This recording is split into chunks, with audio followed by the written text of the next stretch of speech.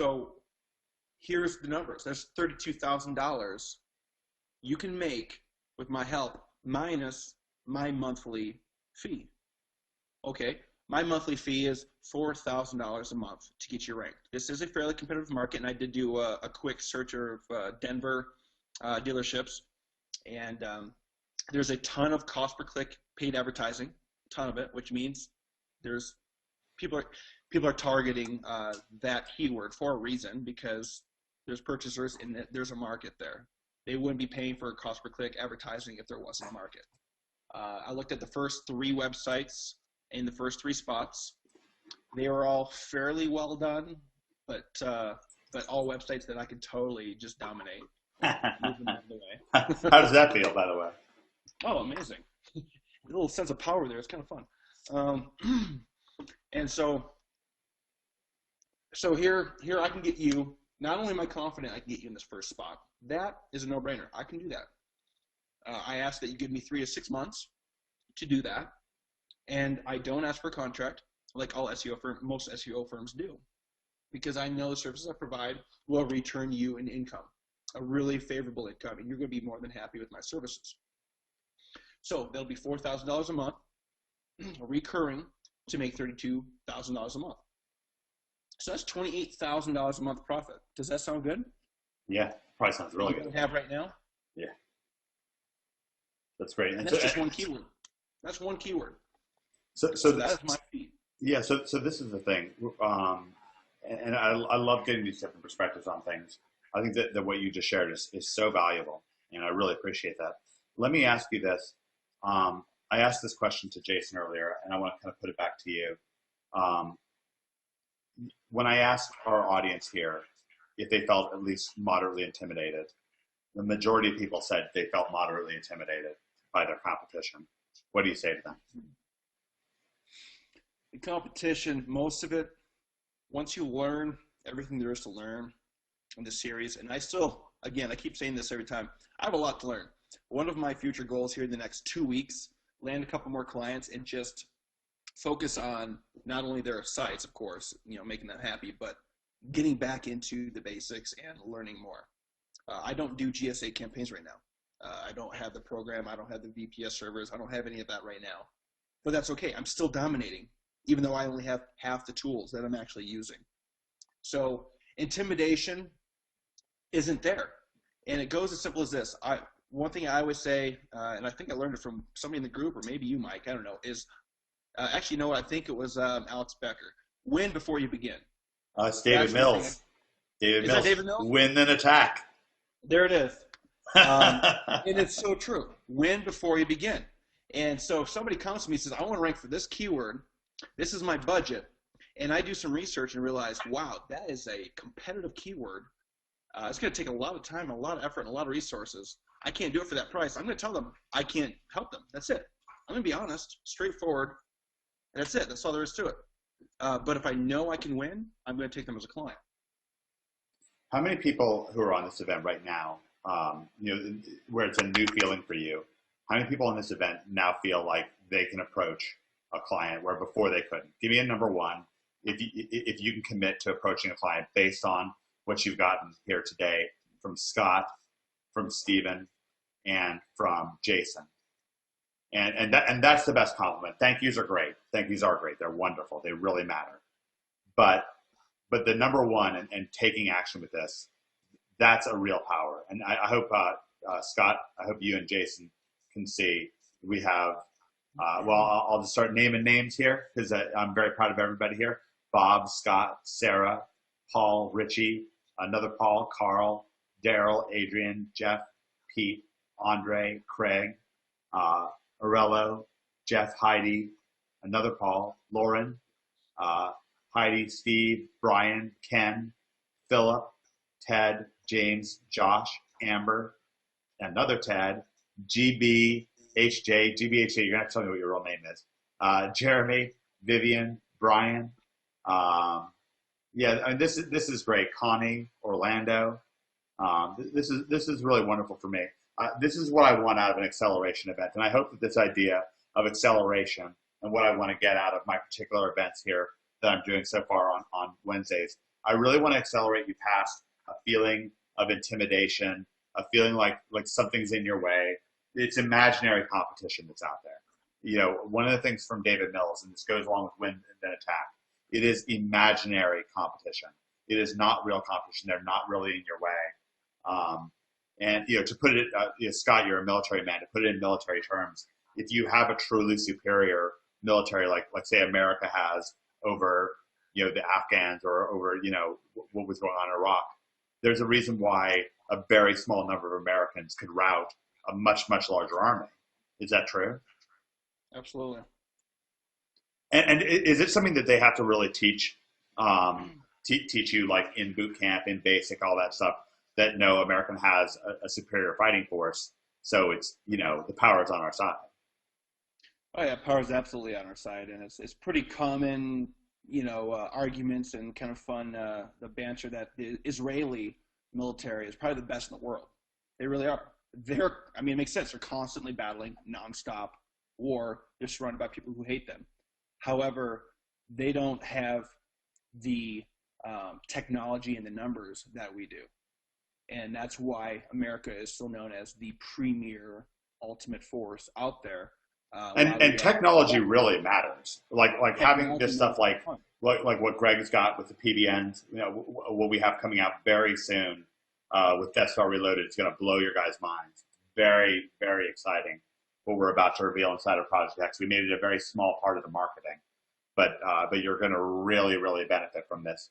You're going to be able to take even low power PBNs and really soup them up, or take a high power PBN and really go nuts.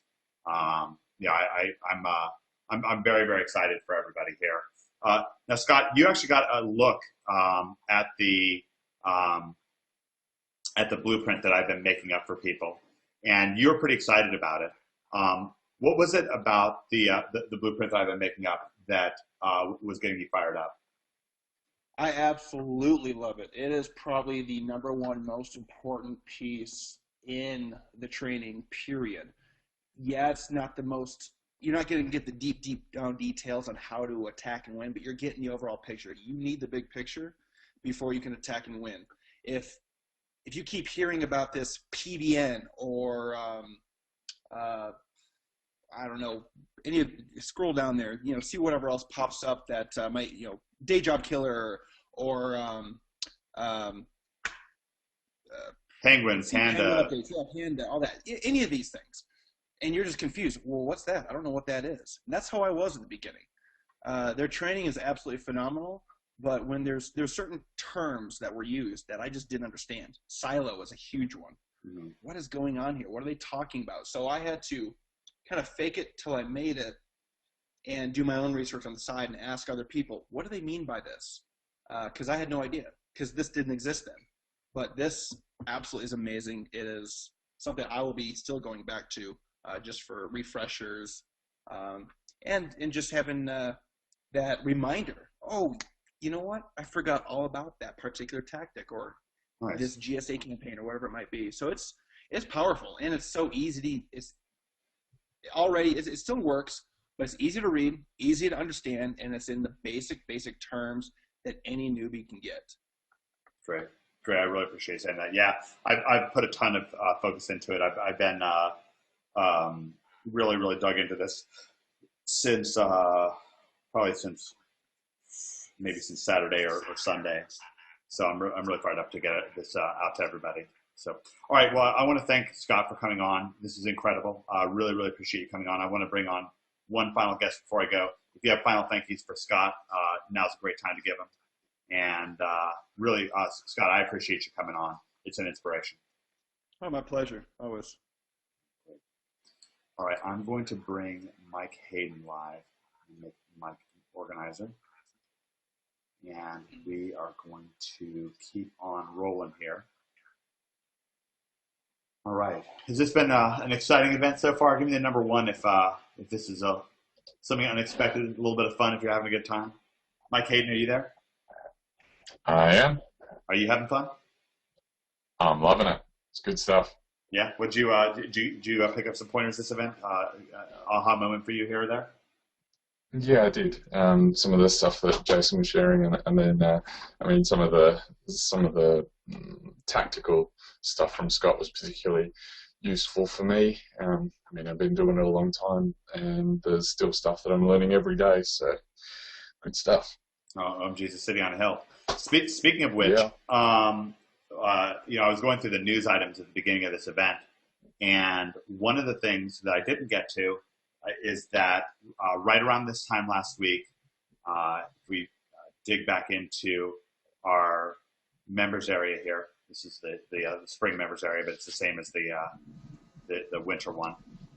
Then we just added this web design area, and this is something that Mike and Clinton Dixon helped me put together. And this is a robust series here. I've got a little bit more coming in this series, actually. We've got the design walkthrough, and we've got a supplemental series that me and Mike created. And then we'll have a conversion series to come. Mike, you've also made available Wild Country, which is the same as, it's actually even a little bit better than what I use for NashvilleSEO.org and for OliviaWild.org. And also, and I'll just put this out right now, for the next few days, Mike and Clinton have Design Supremacy, which is a new course all about web design. I endorse it. I believe I was the first person to buy it. You were, yes. So I'm a proud member myself, and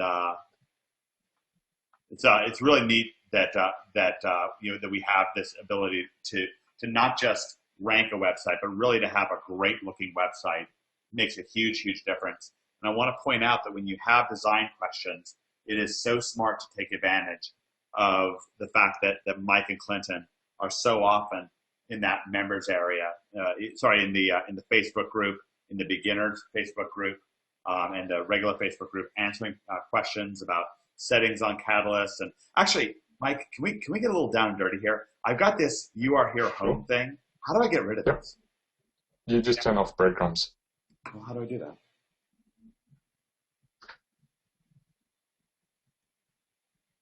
Let's do it. Can we fix it right now? Glenn Ingram's been trying to get me to fix this. Let's do it live. I don't know. I mean, I just want to fix it. It's just driving me nuts. It was actually David Mills kind of heckles me about it. So where do I go? I believe it is in Core Options. Okay, so Catalyst Core Options. Now I'm in Catalyst. Normally you'd be in Genesis for the folks at home. All right. So what would I do here? It's a little different watching it on someone else's. I think it's under content. Okay, so it's like breadcrumbs here? There it is. Yeah, so you just uncheck all of them. That's it? Mm-hmm. And then save. Let's check it out. Let's see. Let's find out. Fingers crossed, nothing like doing it live. Hey, in front of looks much better. Woohoo! There we go. Okay, great. That's great. All right, Mike, what are some tips that you give for people who are just getting started out? Because we have people who feel like it's such a big hurdle to first get their website hosted and then install WordPress and get the site up and running. What would you say to somebody who's just getting started out and feeling, we talked about intimidation when it comes to competition. What about intimidation when it comes to web design?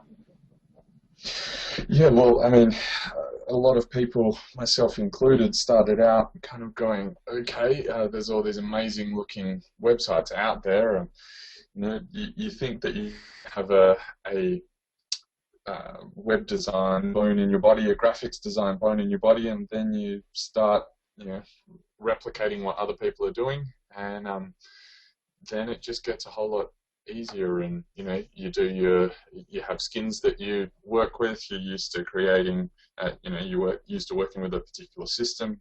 In this case, Genesis Dynamic or Catalyst Dynamic, and then it just becomes easy. I don't know, like all of a sudden you wake up and go, wait, I just did that. Hey, that looks awesome.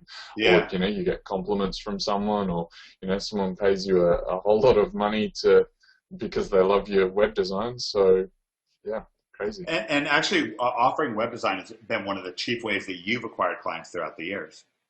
Yeah. So that can be a That really was one of the best ways. That was one of the main income sources to put myself through law school. So there's good wow. money in it.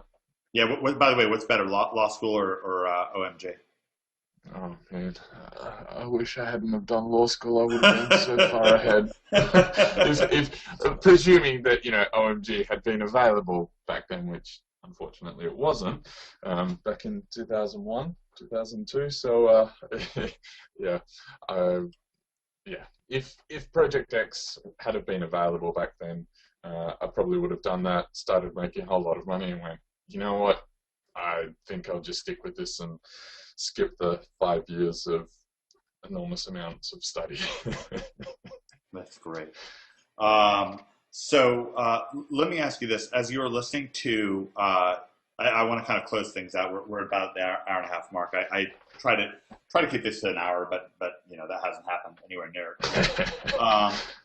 Let me ask you, and I said at the end of the event, we've had almost everybody stick on throughout the event. I really appreciate that. So I'll give the opportunity for a few people, anybody who stayed on the whole event who really wants access right now to the Project X guide. I'll tell you how to do that. But I want to put the same scenario to you, Mike, that I put to Jason and to Scott. If you were contacted by Auto Power in Perth, then how would you handle that initial meeting? If they said, well, Mike, we contacted you about web design. We you told us that you could do that, and met you at the coffee shop, and you mentioned you do web design, you mentioned you do SEO, and then they said to you, well, what makes you different? Then what do how do you answer that question? What's your kind of answer to that? Well, the main thing that makes me different is my competitors. They're all agencies. They're all groups of people, companies, or whatever. So the biggest difference is that if you work with me, you're dealing with me. I'm not going to send the work off to somewhere in India and get that done. And you're dealing with someone that you've never met or anything like that. They're dealing directly with me.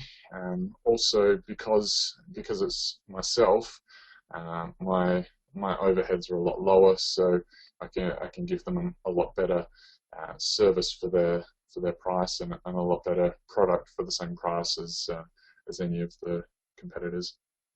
That's great. So basically, you're a one-man gang. I am. I love hearing that answer. It never gets old. Yeah. And it works. It works like it really works like crazy. I've got a. It works very well. Yeah. Yeah, particularly working in the local niche, as in local day job killer. Yeah. People really appreciate that.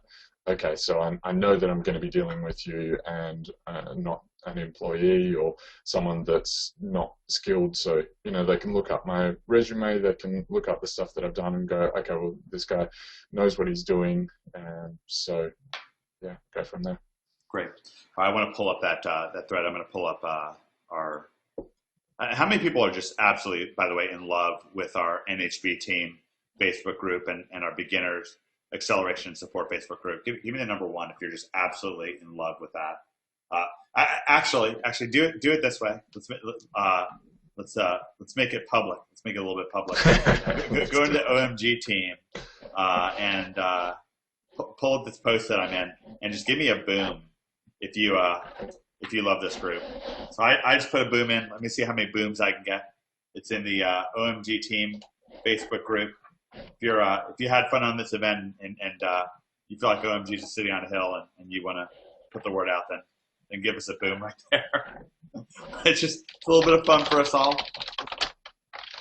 Oh, there's Tony. There's Brian.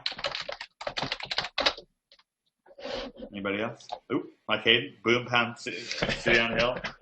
Farron, Pedro. All right. Getting there. Paul. Boom. Yeah, boom diggity, Scott says. That's great. Boom kaboom from Dave Keys. Yeah, this is a good feeling. Richard, Jeffrey. There's so much energy in the group. I love it. Both the beginners group and the regular group. Yeah, I absolutely agree with that. Yeah, thanks everybody. This is Pip Boom, boom. Yeah, heck yeah. And thanks, Ann. Appreciate that. It's wonderful. Yeah, I hope everybody, one of the things I like to have out of these events when we have them. Hey, Ted. Cotton. Oh, Cotton.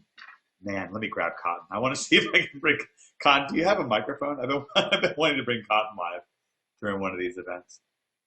Cotton's in St. Louis, and he's number one for his city SEO. He's been tearing it up. Let me just find out. Let me unmute him. Cotton, are you there? Yeah, I'm here. Hey, man. How's it going? Hey, how are you? Good. Going fantastic. So I got a message from you a little while back. I won't talk about the context or anything, but it was really cool. It was a cool opportunity to meet you. Is that right? Are you in St. Louis? Yes, I am. How's it going for you? Does OMG work? It's good. It's going fantastic. Actually, I've got 4 or 5 positions on page 1 for St. Louis SEO, St. Louis SEO experts, agency, firm, all the way across the board. The training is absolutely amazing. Are you making a little bit of money? Yeah, actually, I just crossed the $25,000 a month mark this week. What? Yeah. No earnings report? Well, now I'm getting one. See, I knew when I saw you that just so everybody knows, I had absolutely no idea. Lauren's giving you a big smiley bouncy face. Let me pull up. This is really the amazing thing about OMG. You have no idea of how many people who are out there. We have hundreds of people making a few thousand a month. Over 100 making 5 figures per month. And then just so many individuals like Cotton and like Scott and like Jason who are making north of $20,000 per month, which is way more money than a doctor makes. I mean, what does your family even say about that when you just have so much money to spend? My late family was pretty skeptical when I first started this, but I was very confident. I've been searching for such a long time to find my way to make money online. I knew that when I found this and when I first started digging into it, that I had finally found something real. I think we've all been there before where we went through the WSOs and went through everything and wasted money after money after money trying to find things. That one key thing that we knew that if we tried that and we dug into it that it would work. And this is the only thing that I've found to be able to bring success to anyone that follows the formula. A lot of people are looking for exact step-by-step instructions, and we try to provide them as much as possible. We have kind of a methodology inside of OMG, and I'm sure there are some times when you felt overwhelmed or confused or whatever. How did you push through the confusion and the overwhelm to get to the point where you're at now, where you're just absolutely killing it?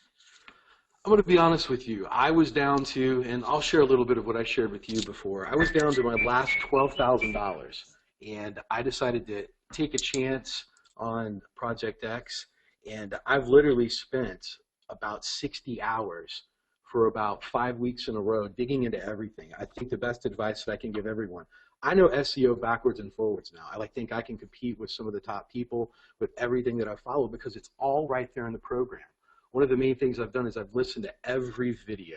I've listened to every one of Becker's videos, and what I found was when people buy into programs, one of the things they're not doing the most is digging in and get fully immersed in everything. I know a lot of people don't have as much time as I did, but everything there is 100% at our fingertips, and if we apply it, the sky's the limit. Yeah, I really appreciate that. Let me do this since we got this rare opportunity. Auto Power contacts you. Okay, so let's say they contact you through your city SEO, and you sit down for a meeting with Auto Power, and they say, we're collecting bids and stuff like that, and talking to different people. What makes you different, Cotton? Why should we pick you over somebody else to represent the Auto Power brand? Well, before I get started, I do things very, very differently than what I've heard the guys do, and what they do is very good.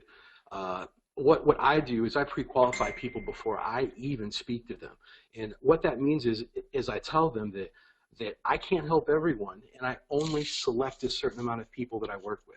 And what I do is I send them through an application process on my website, and I get all the pertinent information that I need, website, their keywords are going after, whether they're doing any advertising or anything. And I tell them that based upon what I look at, then I'll get back with them to tell them if I can help them or not. What that does is it puts them, letting them know that I just don't work with everybody. And the people that I do work with, I have success for. So I make it a very small club. And I let them know that I'll get back with them to let them know if I can even do business with them or not. And I found that to be very successful. So I kind of reverse it around on them. Instead of sitting down and me trying to sell them, I have them selling me. And what are some of the things that you're looking for before you make a decision that you do want to work with somebody? I have to go in and look at, obviously, whether the price point of their company. Obviously, there's not much I can do for a Subway or a Burger King. You know, the average cost per client coming in there is only going to be $8 to $10. What I'm looking for is high-priced, high-ticket items. For instance, it was a rail car company that was selling a door opener that I'd never even heard of before. They sell a gadget that opens up rail car doors, but that particular item that they sell is anywhere from $10,000 to $18,000. Wow. So by being able to bring in just a few more people to their website with search engine optimization or going after some different keywords and doing some keyword research, you know, you're able to find that you're able to bring them about another 1,000 people. And if they can even close 20 or 30 of those, look at the return of investment that I was able to bring on them by even charging $4,000 or $5,000 a month. So I like to look for high ticket clients and try to stay away from people that I know that I can't bring a return of investment on. And I turn down quite a few people. There's a lot of people that I just can't help, and I let people know that up front, and they've still wanted to hire me. You know, they've still begged me to work for them. So I've took a lot of pages from Frank Kern and from other stuff to where it's real important that I have them apply to work for me, not me apply to work for them. Mm-hmm. Okay, I like that. It's a good thing I taught Frank that, huh? Yeah, he's a great guy. Yeah, I'm not kidding. So great. It was actually, it's funny that you mentioned that. The last time I saw Frank out in La Jolla, he was telling me that the reason that he did his whole $10,000 a month upfront thing is because that's what I charged XM Radio to meet with me in the first place back in like 2007. So yeah, what Cotton's saying really does work. For the longest time, I would charge a $10,000 retainer just to meet with me, and it worked. You know, there's different ways of skinning a cat. Am I saying that that's necessarily the way that you need to go with things? You know, you've heard a lot of great different approaches. I thought Cotton's approach was refreshing, just like Scott's and Jason's and Mike's was. And you know, I just really appreciate that. This is just such an extraordinary community that we have here. And Cotton, as good an example as anything. You coming on like this and sharing, you know, not just grateful but incredibly generous tonight. And actually, I want to make Cotton an organizer before we go, so he can enjoy your thank yous, because he definitely deserves a lot of thank yous for coming live and sharing everything. So if you want to line up your thank yous in the question box, or if you want to actually, even better yet, if you want to go to that thread on the. If it wasn't for you in this course, I don't know where I would be. So I just wanted to give you a deep thank you. Oh, wow. Thank you, Cotton. You know, Greg and David are incredible, and them putting this together, and our members are incredible. I'm busy typing up a thank you to Cotton. I'm on Facebook right now. I'm thanking Cotton. I'm thanking, oh wait, somehow it got stopped there. I'm thanking Cotton. I'm thanking, ooh, why is it not doing it right? Okay, there we go, Cotton. And I want to thank Mike Hayden. Yeah, somehow I'm getting this thing messed up. But anyways, please type on Facebook. Please type your thank yous to everybody here. And I just really appreciate it. I want to thank Cotton. I want to thank Jason Boyd. I want to thank Mike Hayden.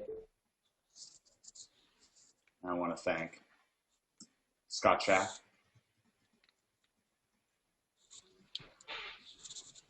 And I want to thank Steve Matrome, if I can get him on here. Oh, it's with a PH.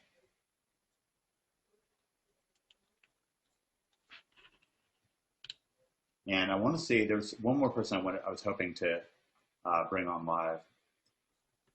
There we go, Steve Matrome. Yeah, Lots of thank yous coming in. Hopefully people are really seeing what's possible here with this day job killer local client consulting thing. Cotton, thank you. Hopefully you can see all these thank yous both on Yes, Facebook and in the question box. It's really, it's an inspiration. Thank you once again. Really appreciate it. Okay, I'm going to mute Cotton there. That's incredible. $25,000 a month. Awesome. Now, what I want to do, there's somebody who I asked. Yeah. Let's see if Angela's around. Angela, are you there? Angela's like, what? Angela, are you there? I can hear myself. I bet I can hear you if you talk. Angela may have stepped away from her computer. All right. Angela? All right. We'll meet Angela. She will find out later that I missed her. And then she's there. She just can't find her headphones. Oh, she can't find her headphones. Oh, let's bring her back live then. Let's bring her back live. Angela, are you there? Yeah, I'm here. I just don't want to make an echo. Okay, so Angela, last night I was telling you that I think you could do day job killer local client consulting, and initially you weren't sure. How do you feel now? I feel so much better now. I'm actually like building my PBN as we speak. What made a difference for you? Well, just hearing about how other people are doing it made me feel a lot better. And before, you felt a little bit intimidated, like maybe in your city it was going to be too difficult. Oh, totally. I mean, I'm in Dallas, you know, home of Alex Becker and a couple of other people, and so I thought, oh my gosh, there's no way I can do this here. But now that I've heard that people are having success in competitive cities like Melbourne and a couple other cities that were mentioned here, I'm feeling much more optimistic about my prospects for success. And there's just so many businesses out there. So. Yeah. I mean, I'm still not sure what the best way to market my services is, but I did get a My City SEO dot something name, and so I'm going to use my private blog network that I'm building to send some links to that. So hopefully I can get that to rank fairly quickly. Great. Yeah, and there's a bunch of different ways of getting clients. All right, I want to thank Angela. Please everybody give Angela a thank you. I'm actually going to make her an organizer so she can see the question box if you want to thank her as well. I'm going to pop into the box and thank Angela. Angela. Real good sport. Just came online. She was feeling a little bit overwhelmed. I think she's feeling a little bit overwhelmed. So let's see. Okay, Angela, so you can look in the question box and you will see thank yous from people that appreciate you being such a good sport about things. And, this has been a lot of fun for me. OMG is a city on a hill. We're serious about this. Got to celebrate a new huge success. I haven't let the cat out of the bag on Cotton's success, and it's a new big thing for me. Every time we hear about something like that, it just even saying that something like that, like somebody who took a few months and now makes way more money than most doctors make. It's a big deal to me. Now let's go through some client getting stuff in your members area, since Angela brought up that great point. So first of all, there's your city SEO. There's also your city web design and your city other terms like digital marketing, lead generation, all kinds of different stuff. Clinton Dixon actually just had one of his cool Google Hangouts about this. I jumped in on it for a few minutes a couple of days ago, just thinking of different keywords that you could rank for. You can also go into your monetization area, and right in here is that script that you hear from so many people. In your monetization V-book by David Mills and by Greg Morrison, you started about page 12. That's that great script on why it is that somebody should pick you over somebody else. It's right here. And you heard different versions of that tonight several times over. In your field training area, there's this wonderful field training with Joe Marfolio, with Fletch, with Glenn Ingram. Go through these. These are invaluable resources right here. Just seeing how other people are doing it. As I click in on your day job killer local client consulting area, this right here has been a total breath of fresh air for people. This is David Hood. David and I actually go through acquisition through cold calling in this video. You actually see me live doing cold calling right here on number 3, and you see David doing competitive analysis and so forth. People have loved this series with David on acquisition, pricing, and follow-up. I also just added a module with Brian Magnosi. Brian and I are actually continuing on with this with this module soon. Right here with Your City SEO, you'll actually see me doing sales conversations with customers, successful sales conversations with customers, starting here, video 2, 15 minutes at $500. You'll see me actually talking live to customers and closing deals, 5-figure deals right then and there. Your Niche SEO with David Keys, that one's also very valuable. Mary Semmer's web approach letter is very valuable. It's the kind of thing you could even do on Craigslist. Remember, you can. This is something that Donna's doing. So smart, Donna from the Philippines. She's overseas and wanted to know. Well, I'm in the Philippines. How can I get American clients? How about I use Craigslist? Well, she's just advertising on Craigslist for web design. What if you feel like you can't do web design? Well, how about going to your Project X home and scrolling down to your web design walkthrough? And of course, if you really want to step it up to the next level, you can take Mike's and Clinton's course. I officially endorse that course. I think it's great. I think it's very valuable. But there's a great web design walkthrough here, and you get the Wild Country skin right here for free, only because you're a member of Project X with Mike and Clinton's compliments. Really, really terrific area. There's so many different ways. Also, just talking to people that you know, it's such a big deal. I think that's how Scott got his start. So many different people got their start that way. And OMG's City on Hill. This is an awesome area here that we have, awesome time that we have. There's also Fletch's 60 days. Fletch's first 60 days, so valuable here for client consulting right here. 60 days to Day Job Killer. Fletch right here. This is in Fletch's area. Let me know what you like the most tonight. I'd love to see. You can post it here in the main post that I have. This one right here, the Michael Long area here. Let me know what you liked about tonight, what your big aha moment was. I appreciate all of you. I appreciate everybody coming live. OMG's a City on a Hill. I really hope that you got kind of a different sense of things tonight. What I'm going to do is I'm going to close things out by telling you how you get early access to this Project X blueprint that I'm working on. And first of all, if something being kind of halfway done is going to be at all a problem for you, then just wait. It's going to be much more done. I'm working on it feverishly right now. I'm really enjoying it. So you can certainly wait for a much more completed version. What I'm going to do is I'm going to wait till I'm really done with the supremacy area. This is not meant to replace your membership area. It's not meant to replace your videos and your training or your Facebook group or your coaching with Greg and Fletch, or it's not meant to replace these acceleration, Money Game with Mike acceleration webinars. It's meant as a complement. It's meant as a companion to help you along. But if you particularly feel like early access to this would help you, then what you can do is you can email me at omg@omgmachines.com and ask for access, and I'll try to set you up. So you can email me early, omg@omgmachines.com, and ask to be added. It's a Google Drive document, so you'll get to experience it live. This is for members of Project X in good standing, and I'm really proud of it. I think you're going to have a lot of fun with it. And over the next several days, you can also just wait. I'll make an official announcement about it in your members area and in the Facebook group when it's fully ready to be live. Right now, there's all kinds of things that are not completed with it. There's no table of contents yet. There's a number of places where I'm just not done. I've just got like little notes here. Some of the definitions aren't done yet. Like you'll see trust. I just type AS''FLKJ. That's just me smashing the keyboard real quick, just to remember to put something there. But if you really want super fast access to it, if you want to jump in now, you can email me at omg@omgmachines.com for those of you that stayed to the end of the webinar tonight.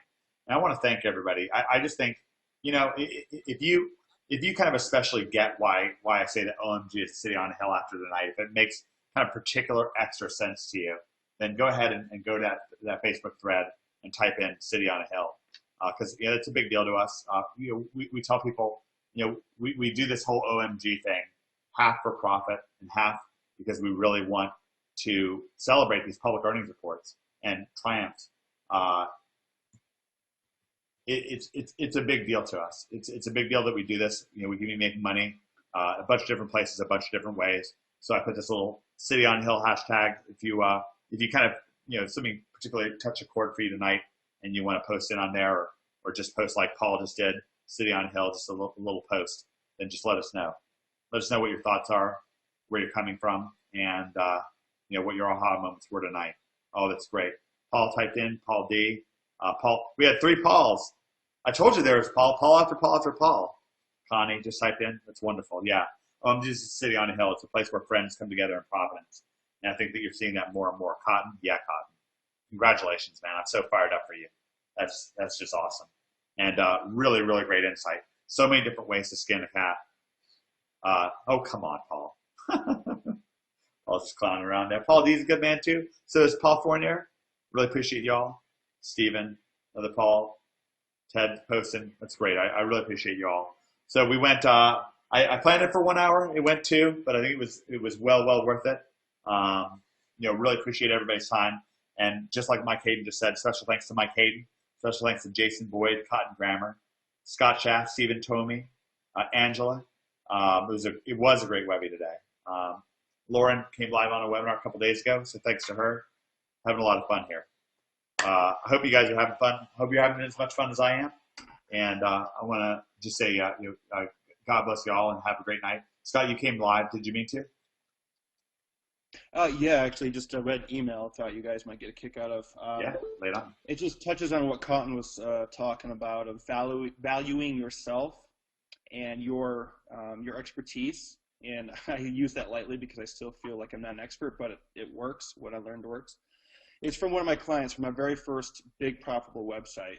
As a brand new guy in September of just this last year, not even a year ago, I started building my very first website on your teachings. And it took me 3 months to rank that site #1. Very competitive niche in Denver, Colorado. And I got it marketed out there.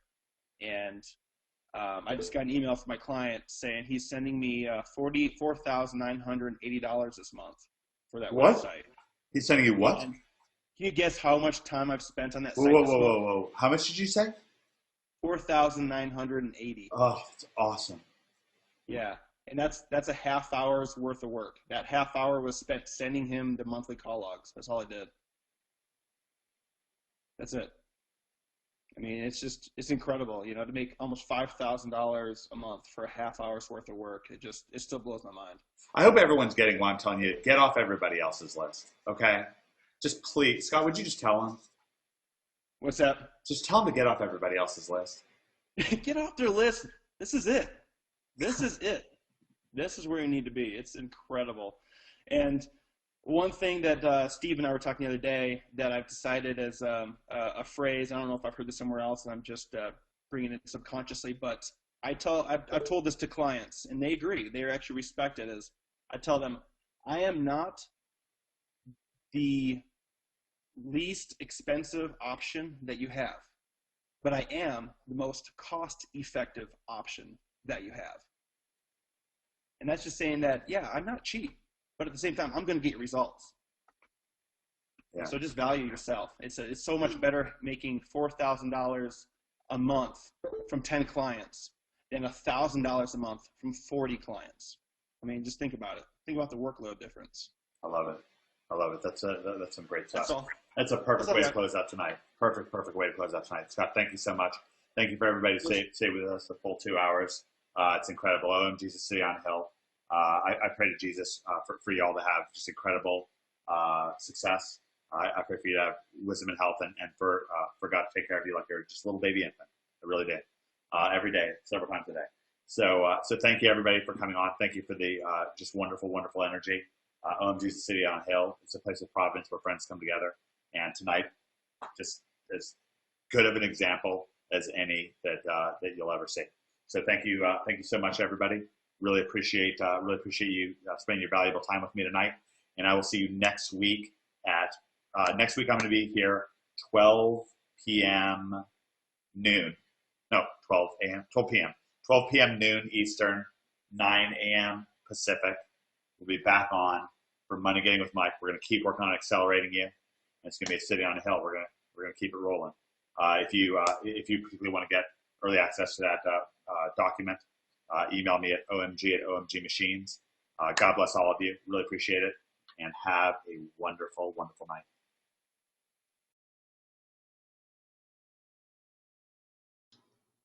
All right, this is Mike.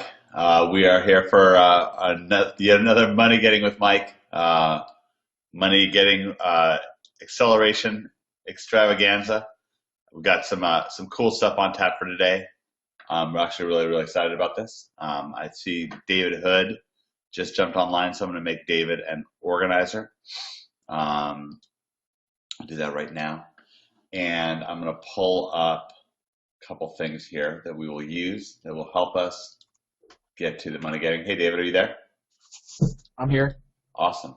Great to have you on. Thank you so much for taking valuable time out of your day to join us. You're welcome. All right, let me pull up David Hood's Facebook wall here real quick. This is David, and stoked that you're here, David. I don't know how well you guys know David. Give me the number one if you've already seen his module inside of OMG. Give me the number one. I'm curious. Oh, yeah, there we go. I usually have Greg Morrison to tell me that I don't have my monitor up. So okay, good. All right, a lot of people have seen it. Great. Oh, that's excellent. We've got Jim on. Jim Messenger's on. Yeah, I might actually bring Jim on live if we have time. I'd really like to. Let's begin with the Lord's Prayer. Our Father who art in heaven, hallowed be thy name. Thy kingdom come, thy will be done, on earth as it is in heaven. Give us this day our daily bread, and forgive us our trespasses, as we forgive those who trespass against us. Lead us not into temptation, but deliver us from evil. For thine is the kingdom, the power, and the glory, forever and ever. Amen. All right. So we're going to do a little bit of a weekend review. We've got some exciting news this week. The blueprint, I've been really working on the blueprint. Do you know about this, David? Have I shown you this yet? The Project Say that X again? blueprint? Have you seen this, the Project X blueprint? I have not taken a look at it yet. I'm sorry. But you're aware of it, right? Yes. Awesome. I'm really excited about it. I was up to the wee hours of the morning working on it. I'm adding in the Jimmy Kelly domination area, which is going to be really exciting. It's going to include a little bit of an update from Jimmy shortly.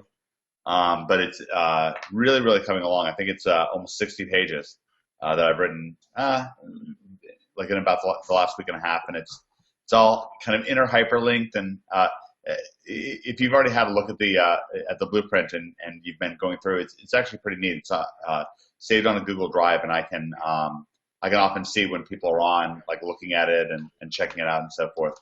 And so it's always nice for me to see people in there and working on it, having a good time.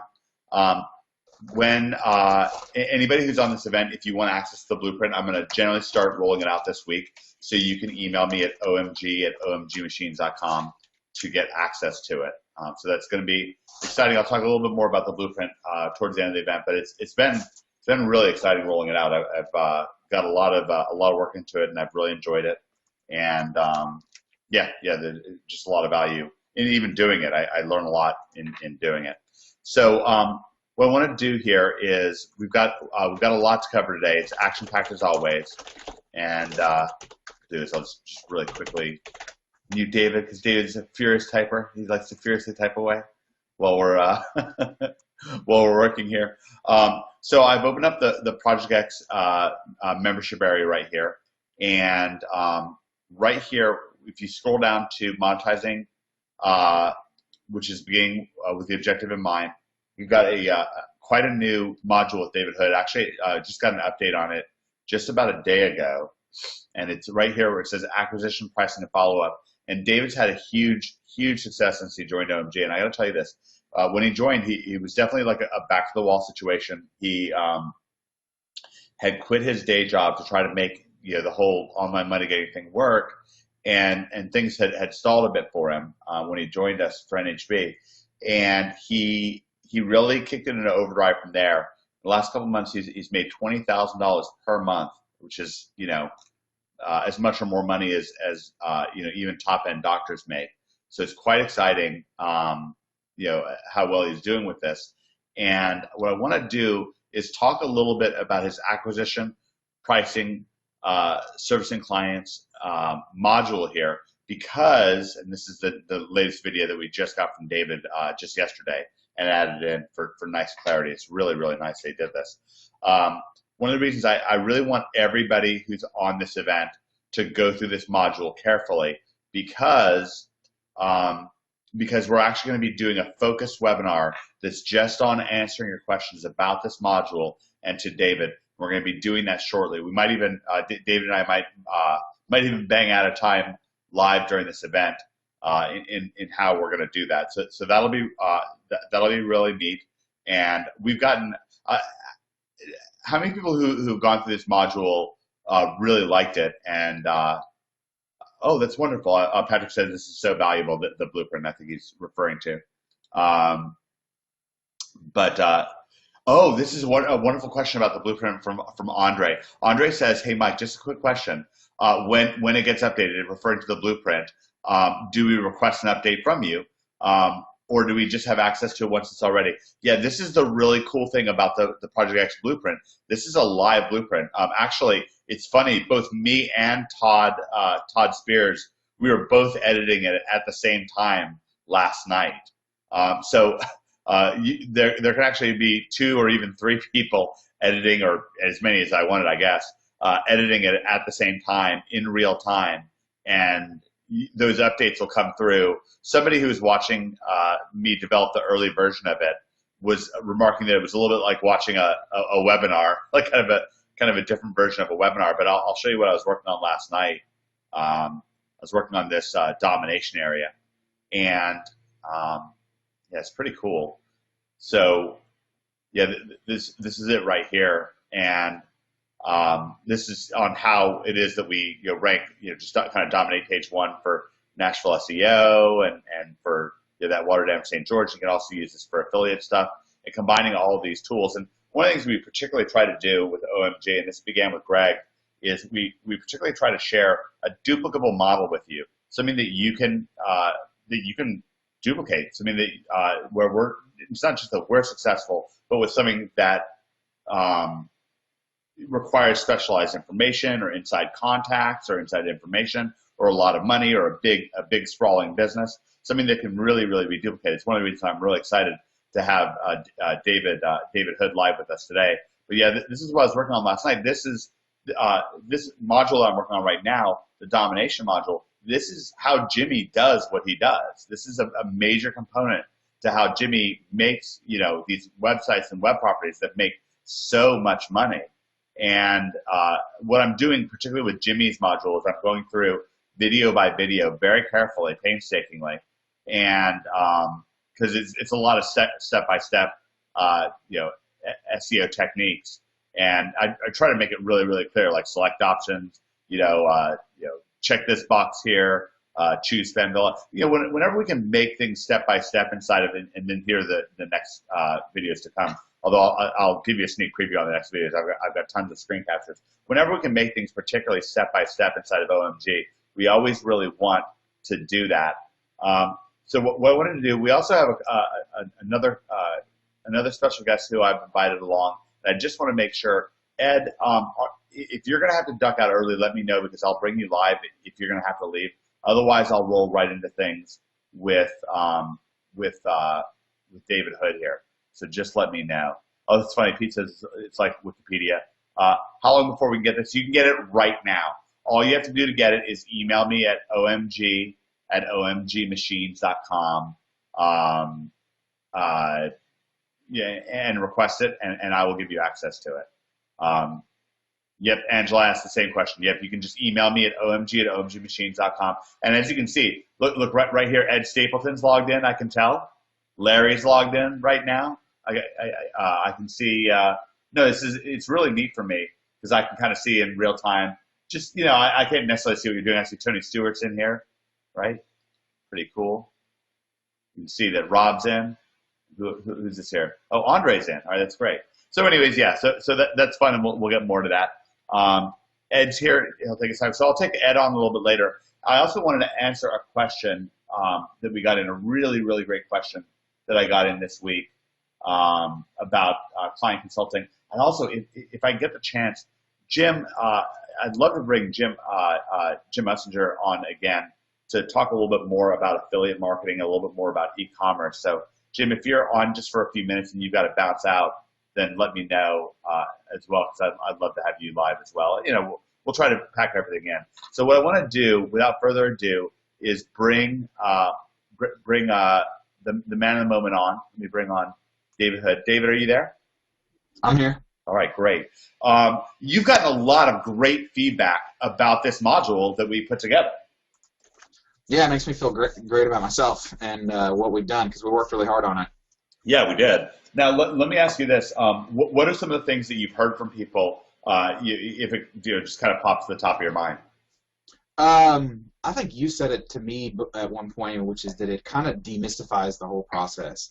A lot of people are afraid of taking action. They're afraid of being rejected, or afraid that people are going to yell at them or whatever, or afraid that they just don't know what to do and that they're going to stumble. And it's a lot easier than you think. And I think that's one thing that you were particularly in a case. I want to kind of foreshadow a little something that David Mills is going to be really focusing on inside of your Project X members area over the next days to come. One of the things we really want to do, David Mills, David Hood's a big law of implication guy himself. And one of the things that David focuses on in law of implication, we've talked about this before, and it's actually in your blueprint. It's so important that I made sure to include it, which is understanding vectors. And we have this whole thing that I had in your Perfect Storm guide. These kind of red arrows that are here are these kind of distracting vectors. That they're these forces or pulls in our life that can really get us off track. And the green ones are kind of our money-getting vectors. And we don't want to just get our money-getting vectors straight. We want to do that and get them straight and add on to them. But we also want to kind of diminish the power, kind of erase away these negative and confusing vectors. And one of the things that to kind of foreshadow a little bit that David Mills is going to be sharing with you, and this is something I think that David Hood does excellently. I think one of the reasons why I'm so excited to have David here is not just because of his excellent technical success when it comes to implementing Project X and taking his own spin on it, taking it to the next level. But what's also exciting for me is the way that David, and I want you to kind of like listen between the lines. Please listen to David's attitudes, David's deeper beliefs when it comes to going for clients and working on clients. Now he's working on his own products as well. And I want you to kind of listen kind of in between the lines, what must be true in order for David to sound the way that he sounds, in order for David Hood to sound the way that he sounds, in order for him to take the actions that he's taking.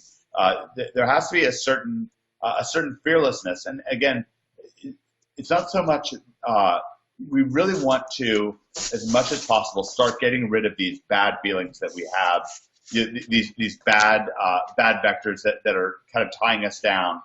This isn't a bunch of frou-frou stuff. This is a very technical course. We have a lot of step-by-step detailed information in here. But you can also kind of step-by-step get rid of like these negative feelings that can kind of get in the way and be attached to. Like one of the big things that people have a fear of just going out there and going after clients, or even just getting a website up. It's a very understandable fear. It doesn't make me want to yell at you or anything like that, but but I want you to do it. I do want you to go for it. David, you had a little bit of a tech background. You're an engineer, but in terms of doing, it's kind of funny. Like somebody could look at your previous career, which must seem light years ago for you at this point. Oh my goodness, yes. It's basically almost exactly 2 years ago. But just 2 years ago, and you were an engineer, but as we look inside of all this stuff, David, as we look over this together, acquisition, making an actual phone call to a client, pricing, client fulfillment, your pricing templates, all this stuff here, it's probably not very similar to the kind of work that you're doing as an engineer. Even though somebody might mistakenly think like, oh, well, you're an engineer, so that's kind of the same thing. You and I are both Magic the Gathering players. So we used to play the game Magic the Gathering. I mean, yeah, there's some fundamentals that are similar from Magic to internet marketing, but it's not like you build a PBN to be able to have a Magic deck, or that you build it's really very different skill sets. I mean, do you find that the skill sets that you're applying now that are making you so much money, they're very different than the skill sets that you were applying with your job just 2 years ago? Oh, absolutely. I mean, there's going to be underlying basic principles that I learned just by being exposed to like a massive business. But other than that, I feel like you could read a book or even a couple of articles, spend a day or two, and have the same kind of understanding that I got from 6.5 years for working for a big corporation. So, right.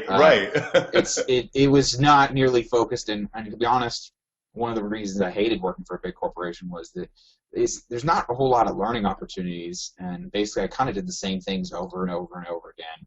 Yeah, I'm really good at Excel, which is I spent a ton of my time in Excel, but there's really only, I would say 99% of my productivity comes from like 5 different things in Excel that you could figure out in 20 minutes. Right. So yes. So it's not like some big barrier to entry with this stuff.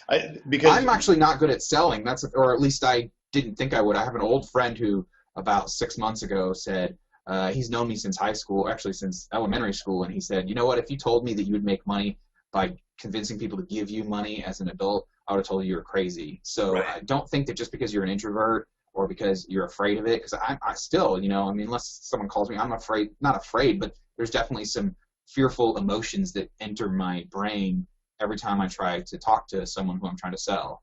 Yeah. So my job wasn't selling at all, and a very large percentage of what I do now is selling. And if you're just committed to learning how to do it and making it something that fits who you are and how the life you want to live, you'll get there at some point. Your success is inevitable if you're determined to get there. Yeah, my woman pointed out yesterday that she was out getting cupcakes or something like that. She was like, like what we do with Nashville SEO, everybody needs it. I mean, it's the strangest thing, right? But you go out there, and it's not like you're sitting around and you have some kind of like useless junk that you're trying to push on, like trying to get somebody to buy, right? There's the whole kind of I'm not saying that Amway's bad at all, like the whole MLM Amway thing, but the idea where you'd be in a conversation with somebody and the next thing you know, they're like, yeah, do you like plates? And you're like, yeah, I guess I like plates. And they're like, you should get Amway plates, or it's just like, okay, like this just got weird. Plates. Yeah.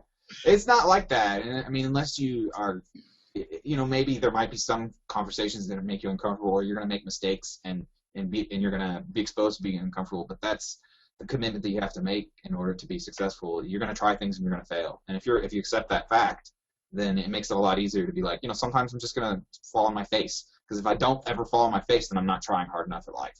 Yeah, and let me ask you this. The times when you've gone after a client getting money, did your arm fall off? Did it just like poof, like fall off, and then it's on the floor and you're like, dang it, I lost my arm. Yeah, it happened the other day. Yeah. Nothing that I couldn't come back from. Yeah. The worst thing is you feel bad for about 20 seconds until you go to someone else and someone else says yes. And then you like, wow, that was totally 100 million times worth it. To go through 10, not even 10 no's, maybe 3 or 4 no's to get somebody who's genuinely interested. We're like, wow, I really need your help. And there's so many people out there who don't know anything about SEO and they're selling SEO. I love what you're saying, and the targeting, like really understanding that they really need your help, because it's funny. It's like it's the weirdest thing, but like even with us sharing Project X, I'm very aware of it, that it's just not for most people, and which is fine with me. I just don't know what to say. Like, if somebody's out there and they're looking for, push button bazillions on Twitter or whatever, that's fine. It's just not what we're doing. And it just doesn't bother me at all. I don't feel like it's a rejection. Like it's just not us, but then plenty of people do want to do it, and plenty of people want domination. It's funny, people who don't want search engine domination, I just don't want to do business with them. Something that David Mills pointed out to me, there was it was a while back.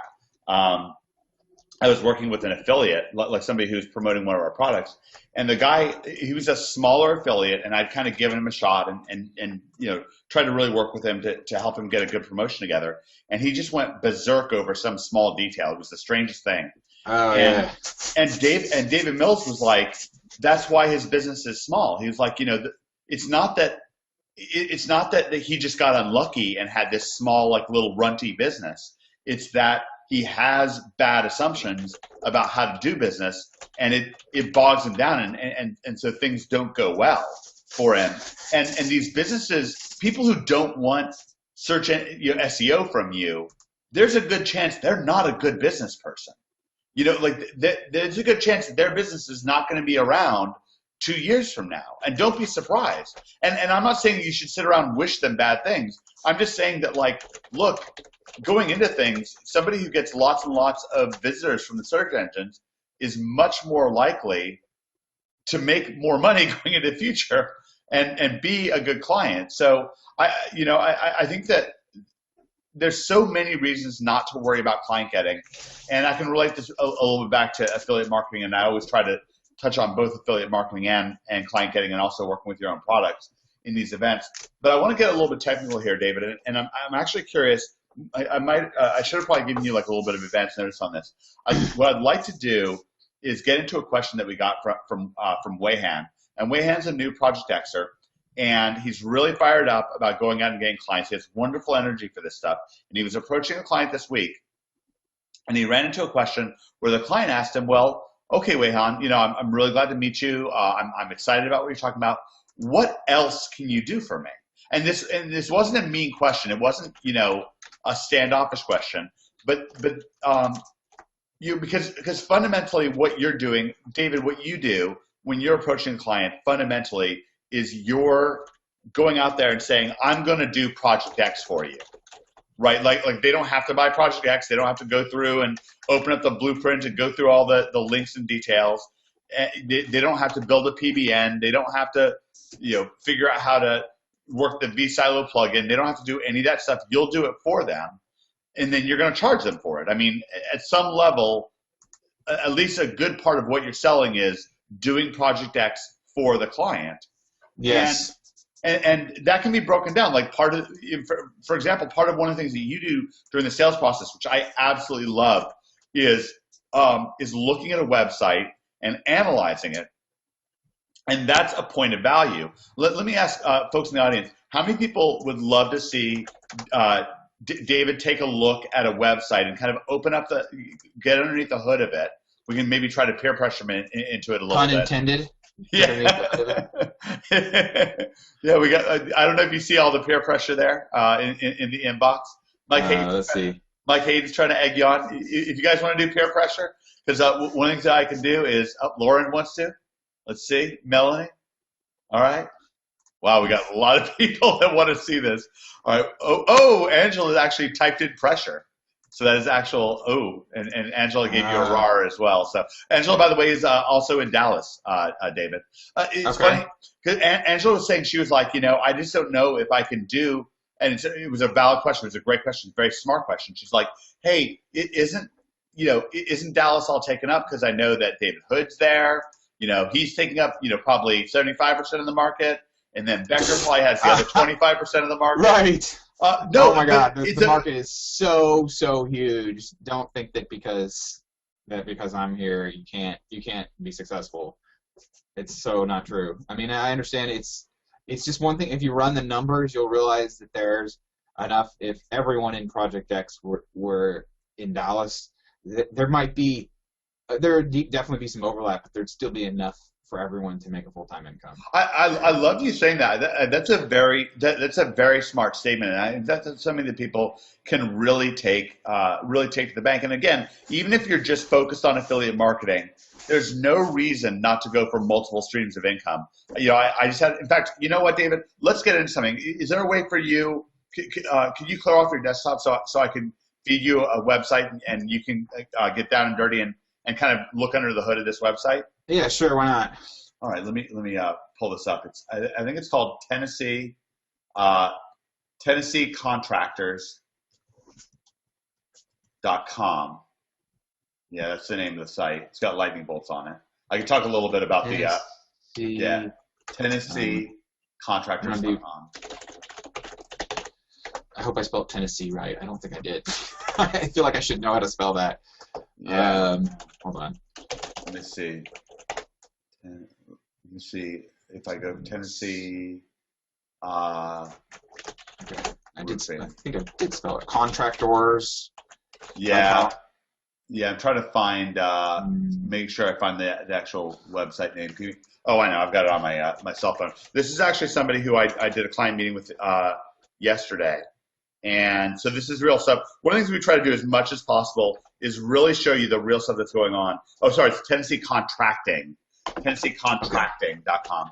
So as much as possible, we really try to take you under the hood of what we're doing right now. And so this is as real as it gets. And David's going to take us underneath the hood and how he analyzes a website, how he thinks about it, what tools he uses, and so forth, so you can see it. And then, there you go. It's a little bit duplicable. So, Dave, can I make you the presenter? What's on your screen? Yeah, go for it. Are you presentable? All right, making David the presenter there. Can you see my screen? We can now see your screen. All right, so I've got a quick maybe script. I can talk to maybe I'll bring Mike Hayden live in a few minutes, and we'll talk about what this website could look like. All right, go ahead, David. Okay, so you want me to do like an analysis of this domain? Yeah, I think that people would love that. I think people would love that. Okay, so I've got a quick script that saves me time for every time I look at somebody, where I just put in the domain. Oh, and remember, as much as possible, go crazy with Control Plus. Okay. If anybody has trouble, just let me. I guess. In advance, I guarantee you, people will have trouble, at least on the replay and so forth, seeing it. All right. So let's say this client calls me and says, "Hey, I'm interested," or even I approach them and maybe I meet them in a networking meeting, or I send direct mail to them, or there's tons and tons of different ways. Whatever. There's four main things that I start with. First of all, I look at the website, but I always like to see, is there age to it, and so.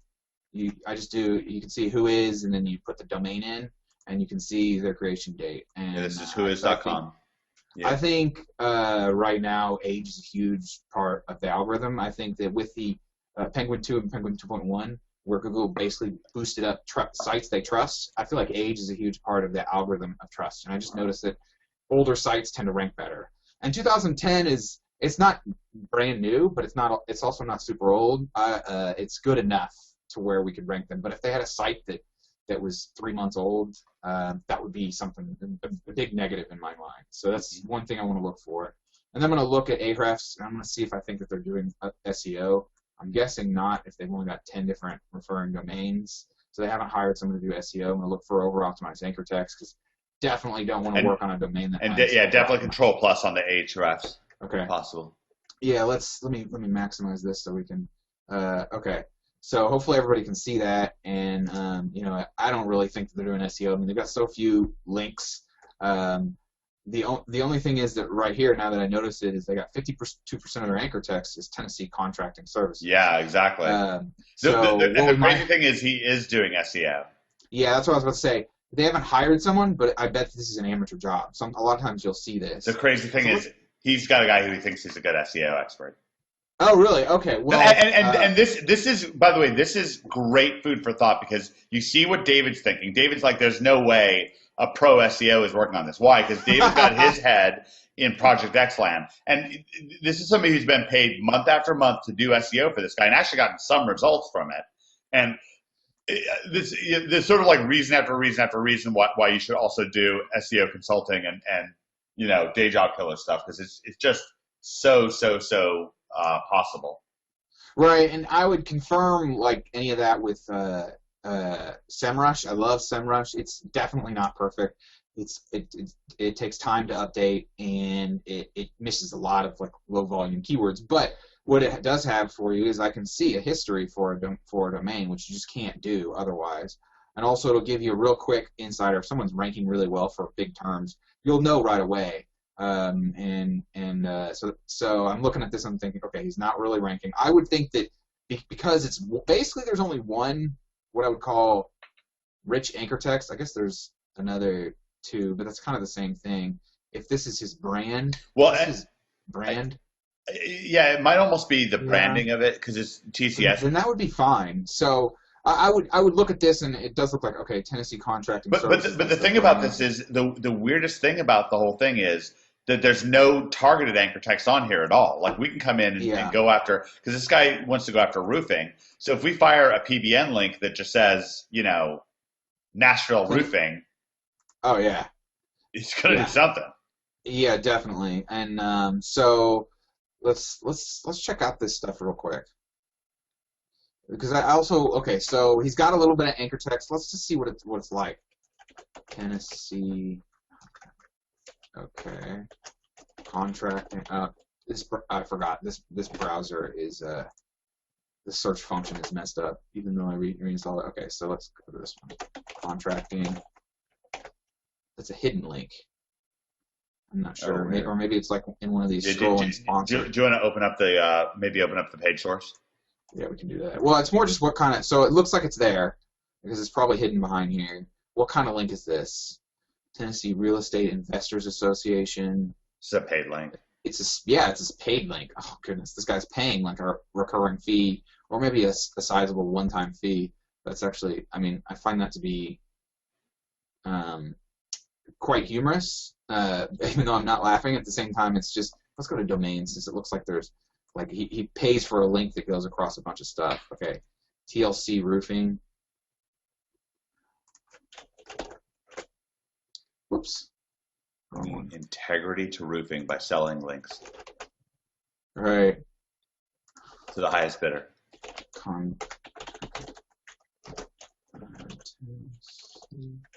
What was the anchor text? Let's go back here. Tennessee Contracting Services. And this is where I might have to do the view source if I can't just find it real quick.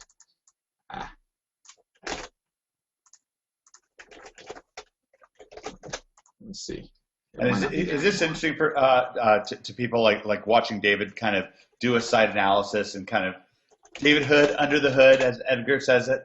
By the way, David, we had a couple of fellow engineers in the audience that they got excited. Yeah, listen to this feedback. This is great. I mean, people are excited about you taking a look at this. Did I click on? I never really. Do I go to the questions pane? Because all I see is this little tiny thing right here. Can I expand that somehow? Yeah, I mean, you generally have to scroll. Yeah, I know it's a really active audience. If you guys would just be less active and just kind of zone out, you'd make it a lot easier for David here. Everyone just being all interested and sharing their thank yous, and just a little confusing for David. Okay. And now I just closed it. Yeah. What? Thank you, Mike. Okay, so this one doesn't even look like it's there anymore. So I mean, like, here's what I would say. Here's what I've said a lot of times when I'm doing an analysis, and I'll shoot a video and kind of talk exactly like I'm talking to you now. As I would say, you know, if he hasn't told me already, a lot of times I ask, sometimes I don't ask. I would say, I'm guessing that you're not paying someone to do SEO for you, and if you are, they're not doing the whole piece of the puzzle. We go to his website, Tennessee Contract. If he's going after roofing, okay, the person he's hiring, I would definitely conclude at this point that he's not hiring someone for SEO, because the number one thing on a single page that affects what it ranks for is the title of the page, by far and away. Like, you basically have the structure of the site, which is like setting it up in a silo form, and then the title of the page. The structure of the site has more to do with sort of like how everything pieces together. But when you come to an individual page and what it ranks for, the title of the page blows every other metric out of the water. And so if he's trying to rank for roofing and he doesn't have roofing on the home page, and maybe he's got on the products and services. Nope. He's got a little, kind of like I can't remember what you call it, like a tag or something. Yeah, that's just a named anchor. Which I don't know what named anchors can be powerful, but it's weird to leave that on the table. Yeah, I mean, okay, if he's got a page for roofing or a section. And how many people here are interested in watching? Like, this is interesting to me because, again, this guy's had a paid SEO consultant who he has been. Well, I mean, he was satisfied until he contacted me. Right, but well, is he getting any results? How is he satisfied? Yeah, it's weird. I mean, he ranks for a couple things here and there, but it's certainly not bringing him a lot of traffic. I mean, what's your feeling here? Do you think that somebody who's in the audience right now, watching this event, who's never done client consulting, but who's a member of Project X, do you think that they could possibly do as good of a job of SEO has been done on the site? Absolutely. I mean, because they've done nothing. I bet what he's doing is he's showing them his brand name and going, hey, look, you're ranking for your brand name. Woo! And I think that's what a lot of people do. And it's like, okay, well, you should be able to rank for your brand name in half a second without even trying. Oh, yeah. So, I mean, I'm looking at the on page and I'm shocked. And I'm shocked that they paid him any. Maybe he's like paying him like a couple $100 a month. And he's really doing nothing. And he just bought a couple links and then he's going to see what happens from there. I don't know. Yeah. There's no off page. Now, maybe, okay, here's the one caveat to it. Maybe there's someone, if the on page was good and I didn't see a whole lot of links here, it could still be like Greg or somebody hiding the links. That's possible. But in that case, he would have rankings. Right. And unless there's some serious rankings, not just little rankings here and there. Yeah, absolutely. Right. He would probably rank. I mean, it's he would at least have something to show. And SEMrush goes to the first 2 pages, and so I would think that in a city like Tennessee, for something like roofing, you could at least be on the second page for something of value. And the fact that he's not, I'm inclined to believe that he's not hiding anything, and he's just bought a couple links and he doesn't know. Between you and me, I mean, I feel like he's kind of being almost unethical, but at the same time, I would never tell that to a client. You never want to. You want to underhandedly trash the other person, but at the same, you don't want to come out and say this person's shit. This person's all right. This person does not know anything about SEO. But what I would do is I could say, look, if he hadn't already told me, has he already told you that he has someone doing SEO? Yeah, he already told me that. Okay, isn't that crazy? So I would say, look, I just honestly, I think this guy's missing several pieces of the puzzle, and I would blatantly tell them in the video. I'd be like, look, the number one thing that affects how a page ranks on your site is the title of your page, and there's no titles of pages in here that have roofing. And if that's your main target market, that's just a gimme. Like it takes 5 minutes to update this to Tennessee Roofing or Roofing Nashville, and that right there is going to immediately make a difference in your rankings. Now, it's probably not going to rank you number 1, but the fact that that's not there, I mean, I'm sure he's a nice guy, but I don't think he's really providing the level of service that he needs, that he should. And what I would do is I'd bring up that click-through rate thing that we uploaded into the module, and I would show, look, here's the difference between the value of mediocre SEO and really good SEO. And I think off the top of my head, you're not even number 7, but let's say he were able to get you to number 7, that's the best he could do, which I would guess is being generous. Yeah, the value of being number 1 versus number 7 is like 20 to 40 times more. And so, which one would you rather have, and how much more would you rather? It's not going to cost you 40 times more, probably, unless the guy's charging you, $50 a month. In which case, you just might as well be giving that to charity. Yeah. And you say it. It's also in the way you say it. I try to always be in the mode of I'm a consultant, and I'm just going to be honest and blatant with you. I'm not perfect. I'm not going to be able to solve everything and do everything perfectly for you. But that's not what, obviously, if they're intelligent business owner at all, they're going to understand, well, of course, nobody's going to be perfect, and I'm not going to be able to guarantee 100% everything. But at the same time, this is something that is this is one of the worst I've ever seen. And maybe someone hasn't told me that they had someone doing SEO, and it's been like this. But usually when I see someone doing SEO that is not Project X or doesn't really know what they're doing, it'll be something like this, or maybe they'll have a handful of okay anchors, and then the on page will be decent. Like, it won't be great.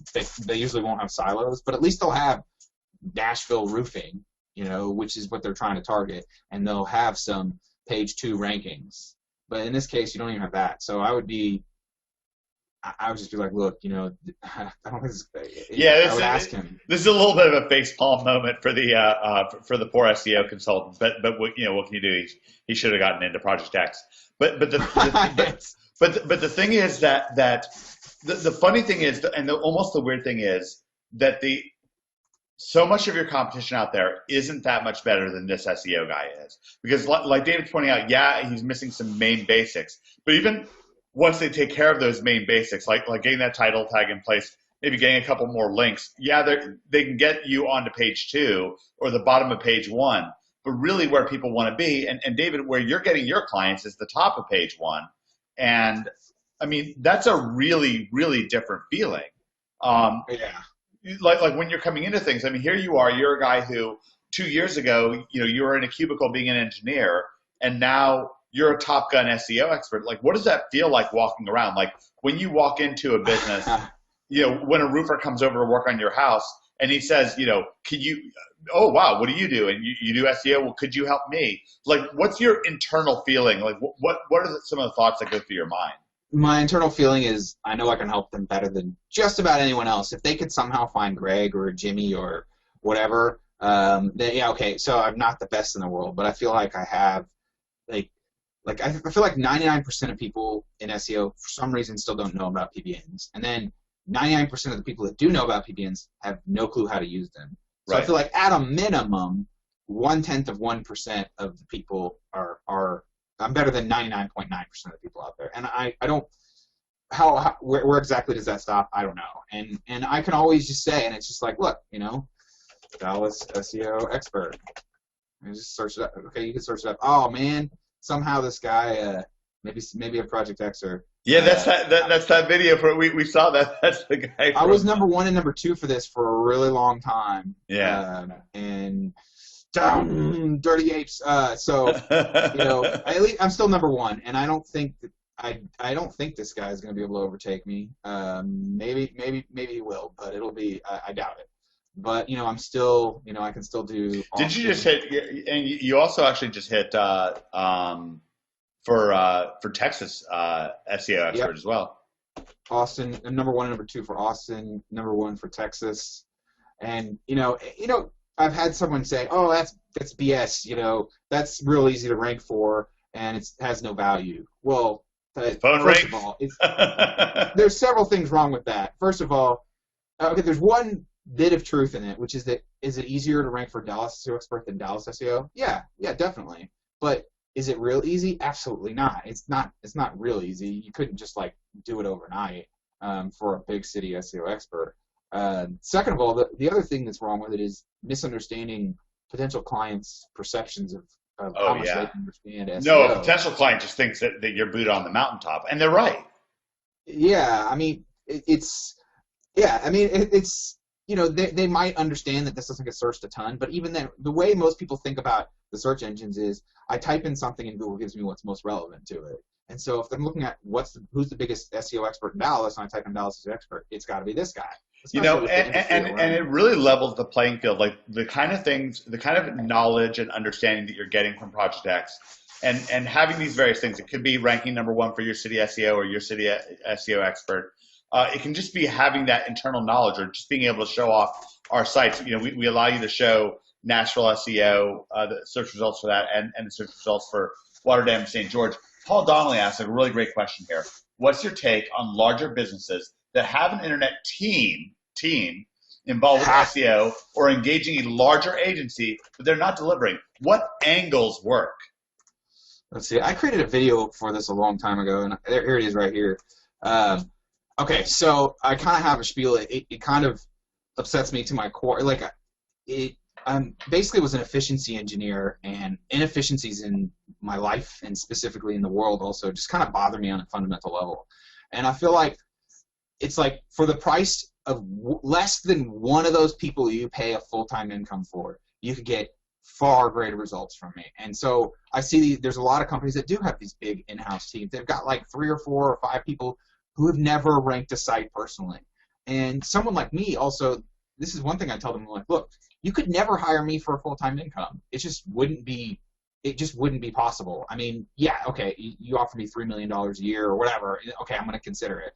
But at the same time, they could pay me $4,000 or $5,000 a month or $10,000 a month and get way more results. It just has to do with it's complicated. I explain it in this video, and I talk about a lot about there's certain things resources that I use across many clients, and a lot of the people that, again, if someone is really good at SEO, they're not going to accept a job for $40,000 or $50,000, even $70,000.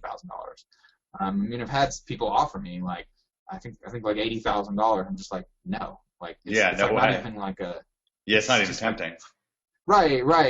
I think I have the potential to make that in a single month at some point this year, and so it's just like why would I even? Yeah, and from home without a boss telling you what. I mean, that boss factor is really a really huge thing for us. I mean, most people who are involved in Oh this. yeah, Let me ask. especially for me. I mean, being able to be free and to because one of the biggest things about what makes you happy and unhappy at a job is how good your boss is. And if you have a good boss now, that's great. And I had a good boss. And then he moved up somewhere else, and the person they put in the place was crappy. She had no clue what she was doing, and it showed in how she tried to manage. And also just not having direction over your day-to-day activities.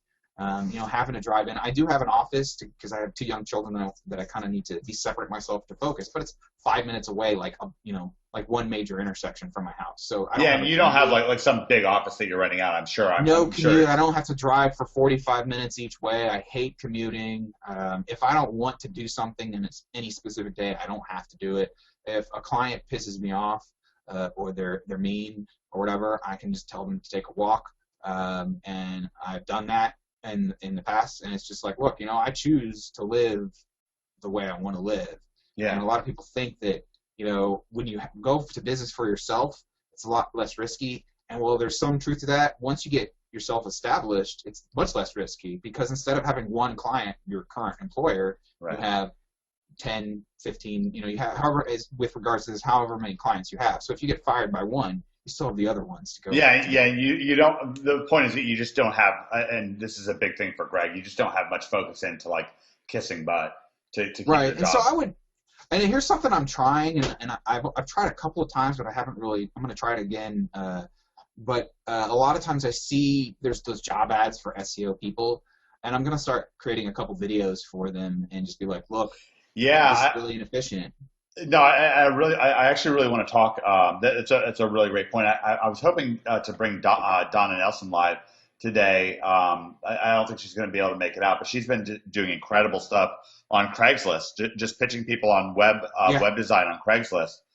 In her first month at OMG, just short of $10,000. We're getting so many great questions for you from the audience. Jana, I want to maybe bring some people live to be able to ask David questions directly. Jana, do you have a microphone on? Let's find out. I could always make her live, and we'll find out. Let's see here. I'm muting Jana. Jana, are you there? Do you have a microphone? No microphone. All right. I will read Jana's question here. So Jana wants to know. She actually had a couple questions. How long does it take to rank for a City Plus SEO expert? It really depends on your city. I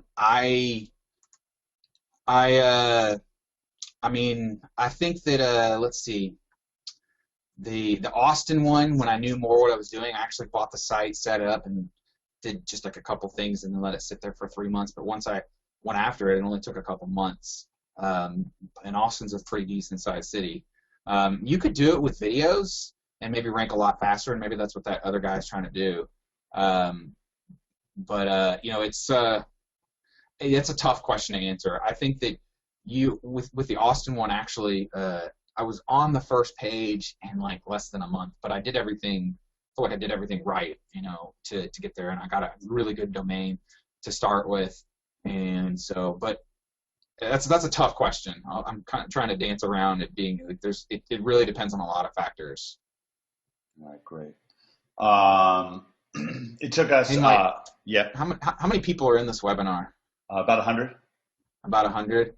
I kind of want to show something, but I don't want too many people to see it. Well, you can show it.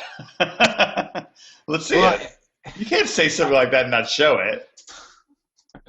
All right. So I've been experimenting with something lately, and for the first time, with less than an hour's work and less than $20, I blanketed the first page completely. The whole first page for a search phrase. Let's see it. Okay.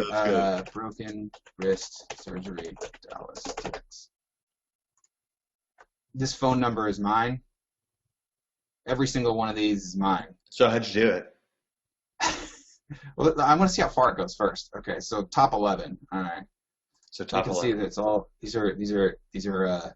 Well, it comes down to finding the golden nuggets out there and using. This is something that's really good to leverage to get clients. Yeah. You can just take a video and rank it number one for something really quickly.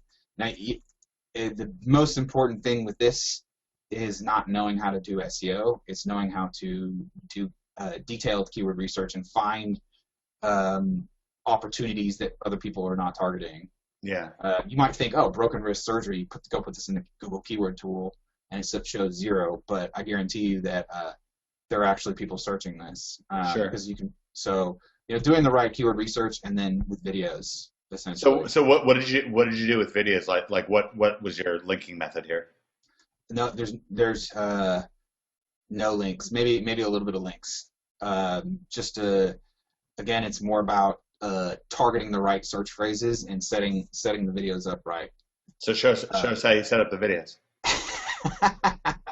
And we can just look at it ourselves because it's all just on YouTube. You may as well show it off.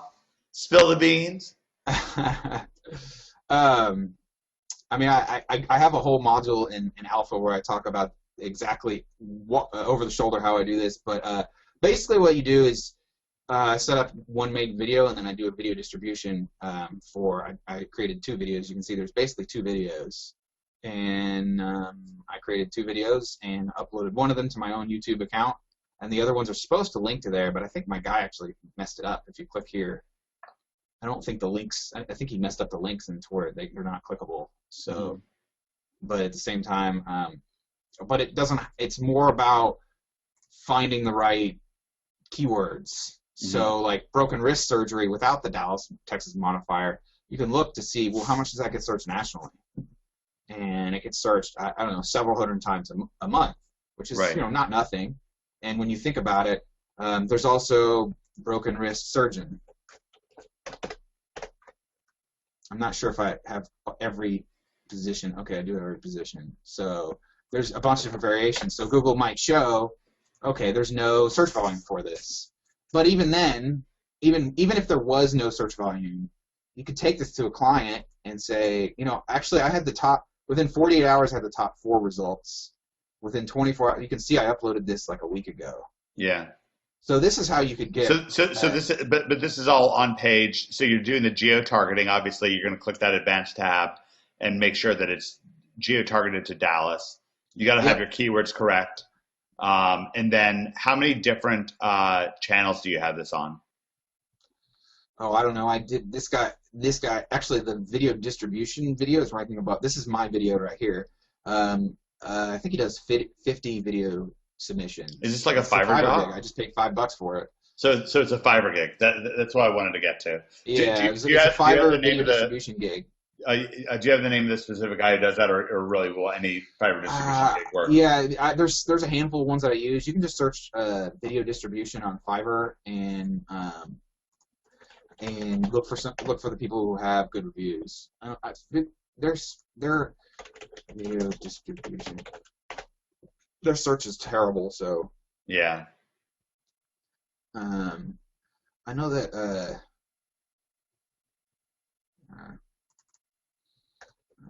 maybe it's video distribution.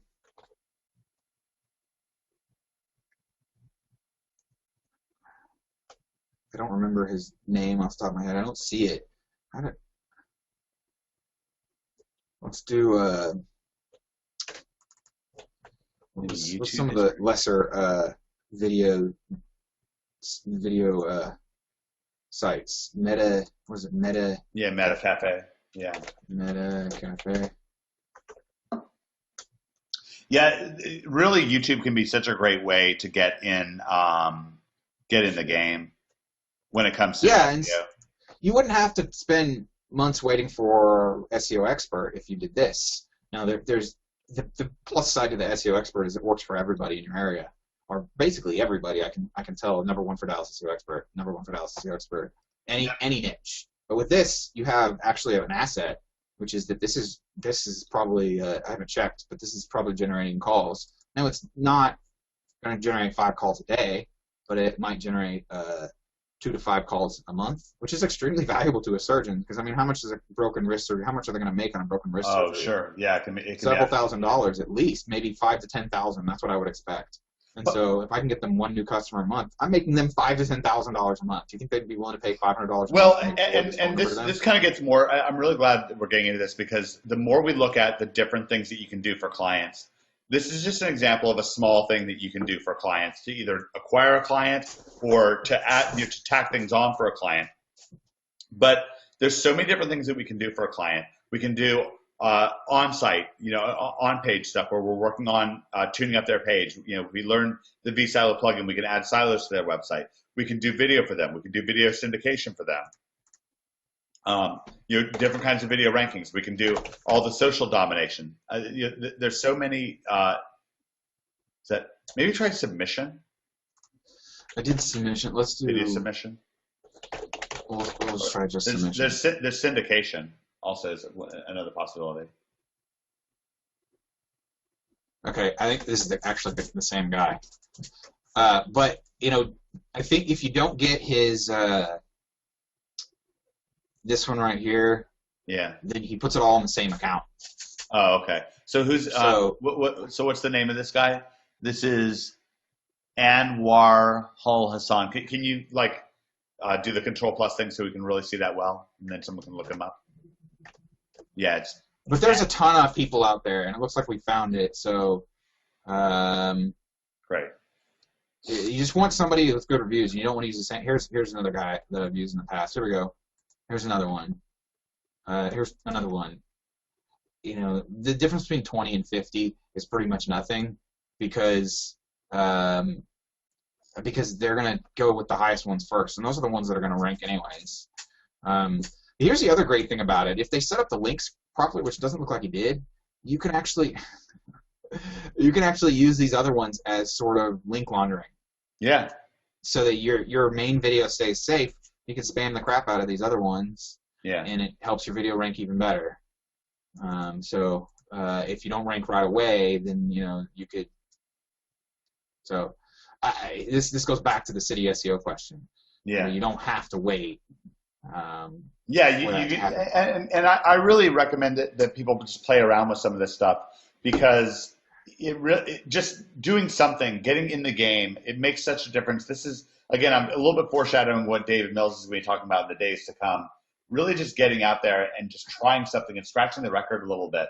Now, we had Angela has been asking a lot of questions. I wanted to see, maybe I can bring Angela live and she can actually ask her questions live. But she was asking, how long has David been doing this and some stuff like that. So I'm going to try to bring Angela live so she can, as much as possible, I try to bring people live, let their voice be heard. Angela, are you there? Angela's like, didn't have my microphone. I think Angela's got to be Blue Yeti. She mentioned it to me the other day. Angela, are you there? All right, I will try to, once again, I will try to answer Angela or ask Angela's question in her place. So Angela wants to know how long you've been doing this and how you're getting your clients. So how long I've been doing client getting? Yep. Okay, so here's a little bit of the timeline. Maybe I can do Notepad.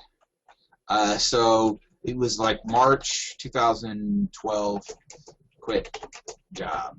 All right. I actually had a website that was getting like 14,000 visitors a month, but it was like with the crappiest SEO you've ever heard. It was like just a bunch of profile links, which don't really work right now. Right. About April 2012, my main site that was making me about $1,000 a month got penalized. And then about June-ish of 2012, I decided to do local SEO, and there was a different product that I bought that was more focused on selling SEO, and I really didn't make any money. And then like November, like late November, early December. Yeah, that's when you joined NHB. This is NHB, okay. And immediately that month, I started Dallas, my Dallas SEO Geek site. I had already bought the domain about a year prior, which with the plans of doing it at some point. But at this point, I saw, I saw an opportunity, and I went ahead and said, this goes back to what you were saying about you don't just open one thread, you open a bunch of threads, and I worked on this over the course of several months, off and on. Like sometimes it ranked pretty well right out of the gate, like a lot of like third page rankings. I think I was on the third or fourth page for Dallas SEO almost immediately, and that gave me a lot of hope. And it was hard, there'd be times where it wouldn't move up at all, and then it would move up, and so, but really, like January of 2013, I was out of money, basically, and so that was tough because I knew that I had the skills, and then I think it was like I think it was late April, early May. Late April, early May. Number one for Dallas SEO Expert. And basically you earned some money in between January and April. I mean, I know because I had earnings reports from you. I think like probably my earnings in January and February were just like a couple thousand, and then in March, I think my earnings were like 13.7. Yeah, so it really went up. Yeah. Yeah, like 13.7K.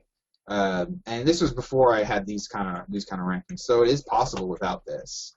But having something like this, Mike, do you mind if I plug my please alpha? Do. Yeah, please do. Okay. And in my alpha destruction product, one of the core things that I like to do is I think the SEO expert thing, and I know I talk about it all the time, but it can be so central to everything that you make money off because it's such a valuable asset in every piece of your business. Every time I talk to anybody, I mention this because it's an immediate. Most people out there think, well, SEO doesn't work, or they tried it and they had someone who didn't work for them.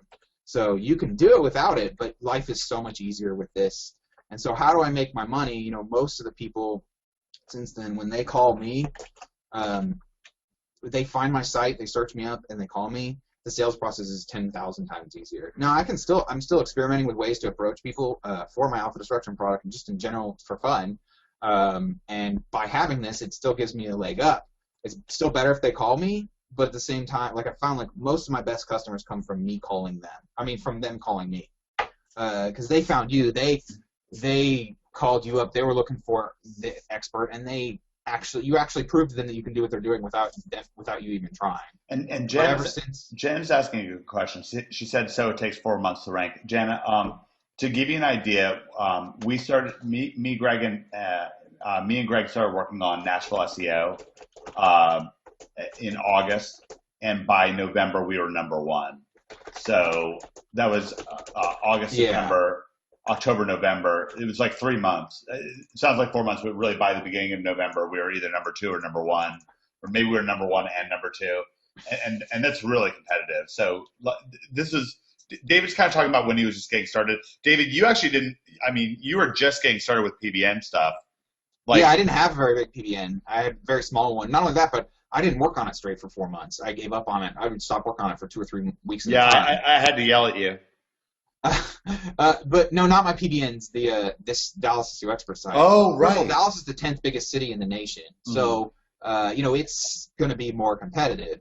I was on the first page within a few weeks with Austin SEO Expert, and then I just stopped working on it because I didn't care. I had other things I wanted to do, and then when I went back to doing it again, within like a month or two, I was number one for Austin SEO Expert. Jenna wants to know how long in general does it take you to rank client sites? Man, that varies dramatically. Yeah, it really does. Where they are, how much they pay you, how much they've done. There's a lot of situations that can be helpful to you, and there's a lot of situations where you just kind of like, look, we got to start over. So I had a lawyer come to me, but he's paying me $4,400 a month, but we started a brand new site.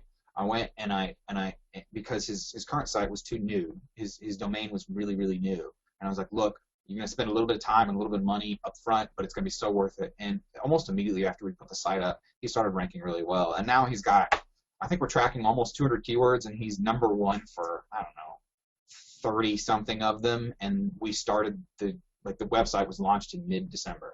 Oh, that's so wonderful. We're talking 3.5 months into it. But again, he's paying me a lot of money. Yeah. And he's also been really good about, like, when I tell him to do something, like when I need him to do something that would help the project, he does it.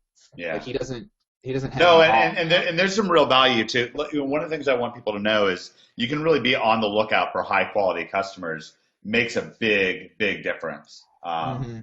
to get them. Now somebody was asking about Orlando saying, does David Hood know web design? Where does he get his website? You actually outsource your web design. You're not big into web design. I think you know how to use Catalyst and stuff like that.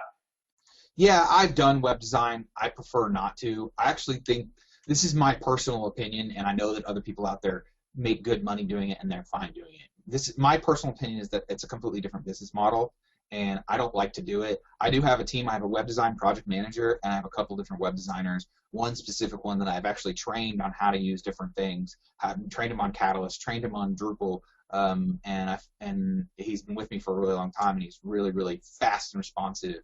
And so I love that. And I offer web design really only to get people to the point to where SEO is worth it. Because, yeah, I could, if I wanted to do web design, I could probably charge people $5,000 to $10,000, and it would still be. And some people get it, and this is one of the reasons why I want to point out, like, if you get good with, we give you a great background in Project X for what you need to do to charge at least $1,000 for a website or $1,500 for a website. You can get deeper into stuff like the stuff that Mike Hayden and Clinton are teaching.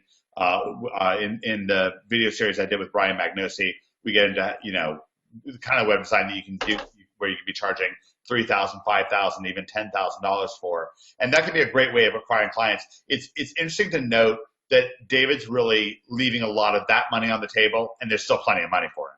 It's also like, here's why I have the web design project manager. When I was doing web design for people, there's like daily. And this is not somebody in-house. It's not like you go into the office, you walk in and say, "Hi, website project design manager." This is somebody that you're using on somebody you're using on a case-by-case basis. Yeah. And I tell my clients, look, I provide I provide so much more value to you by doing SEO than doing web design. There's so many other people that can do web design, and my personal preference is I don't like people to spend $5,000 to $10,000 on a website when I think that it only needs a couple $1,000s, because I think that they're going to get a better return on their money by spending it on SEO. And that's my opinion. Well, and that's the thing is that David's more SEO minded, and I want to kind of point this out. This is somewhere where, like, what David's saying is incredibly valid, and Janet echoed like what he's saying, and she feels the same way as him. I personally love selling web design. I like to sell them like hotcakes, like $800, $1,000, $1,200 in and out the door, because that way I'm setting up the site. I'll do it myself in an afternoon, and then it's set up and it's nice and I feel good about it and I know it's going to convert. In fact, one of the things I want to do is talk about this website. I think that's valid too. But what we're pointing to here is that there's so many different services that you can sell to clients. You can sell them social. You can sell them YouTube, Facebook. You can sell them Weebly. One of the things that I did in this particular case with TCS is I offered him, and another thing I want to point out is get in the door, like get started with a deal. With this guy, I was like $1,000 a month to do your website for Nashville Roofing, and it'll be $1,500 a month if you want me to add YouTube and either Facebook or Weebly. So that way you can be top 3, and that's what I want to start with, is just that, either $1,000 a month or $1,500 a month. And I think I told him I would do his website. I would redo his website for like $850 just because it'd be fast. I would just do Wild Country. I just do Mike Hayden's theme on it really fast. Install Genesis Dynamic, and then stick Wild Country on there. It's like a 2-hour job for me, and then it's done. It's set up properly. Maybe I'll run vSilo on it, and then it's good to go. Let me tell you what I did for someone else. I still do it. I still charge people for it. I just don't like to do big projects for it, and I don't like to have to be involved in it at all. Yeah, and I'll tell you what, at the point where you're charging $5,000 or $10,000, you got to be serious about it. And there's nothing wrong with that. I'm sure that there's value to be provided. Now, if you're doing that for a plumber that is in one city, I would be like, well, why do they really need to spend that amount? But it's if you can justify it, then go for it. But like I pay. So there's an example, an old client of mine who wanted to move a site to WordPress.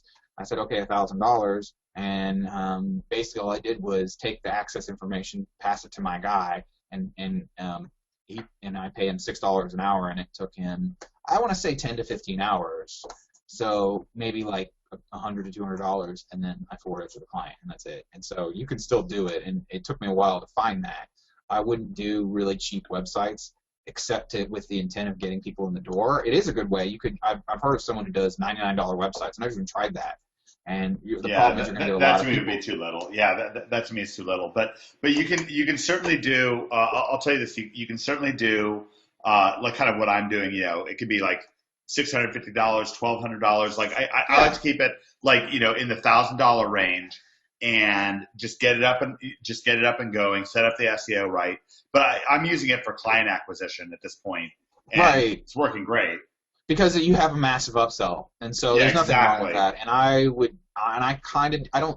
only do the web design. Really, I formulate it more as like on-page SEO consulting. Yeah. And charge. But again, that's a good point. Like one of the things you can do is on-page SEO consulting as well, and split it up between your off-page and your on-page. And so what we're trying to do. Let me ask you this here: how many people on this event right now? We have over 100 people live right now. How many people feel like you can commit to going through David's module, and you're excited about the wrap-up webinar that David and I are going to do, and you'll have some kind of questions for him. You're going to go through his module, and you're fired up about it. Give me a number one if you're into that, if you're down with that. David, it's worthwhile to open up your question boxes. We have a lot of people. There's going to be a lot of people on this webinar, apparently, because we're getting a lot of people saying yes. Can you open up your question box and see that? Scroll to the bottom. I see some familiar names. Yeah, and a lot of number ones. Yeah, I think that people really enjoyed this. I know he's in Alpha Destruction, Operation Alpha Destruction, Orlando. Hi, Orlando. That's awesome. Mike. Yeah, a lot of people I recognize. So it's wonderful. Wonderful. All right, I really appreciate that. David, thank you so much for coming live today. I'm really looking forward to that wrap-up event. And if you guys want to jump in on Alpha Destruction, I personally endorse it. You go to alphadestruction.com. Yeah, that's it. And see, if the lightning wasn't good enough for you in the background, now you've got stars. Stars are much more powerful than lightning. The whole thing was I really like this picture. No, I like that picture too. I'm just giving you because you want to just nuke it from space. That's sort of the whole thing behind it. So. Okay, that's great. All right, and definitely check in on that module that's in your monetization area. Now, one of the things I want to do, David, thank you so much for coming live today. Can we get thank yous for David? David can see his question box. It's a great opportunity to give David wonderful thank yous. And yes, David's spreadsheets are in the members area. It's awesome. You guys are going to get tons and tons of value out of this. David, thank you so much for coming live today. Really, really appreciate it. Incredibly valuable stuff. Did you have fun? Thanks, guys. Yeah. Awesome. All right. All right. What I want to do now is I'm going to make myself the presenter again and try to always theoretically I'm going to keep this event to about an hour, but we're well over an hour. And there's more I want to do. So what I want to do is I want to check for a couple more people who are in our audience. I want to see if Jim is still around. Yeah, Jim is still around. Jim, I'm going to make you an organizer and hope for the best here. Jim made some really cool comments earlier. I want to bring them up.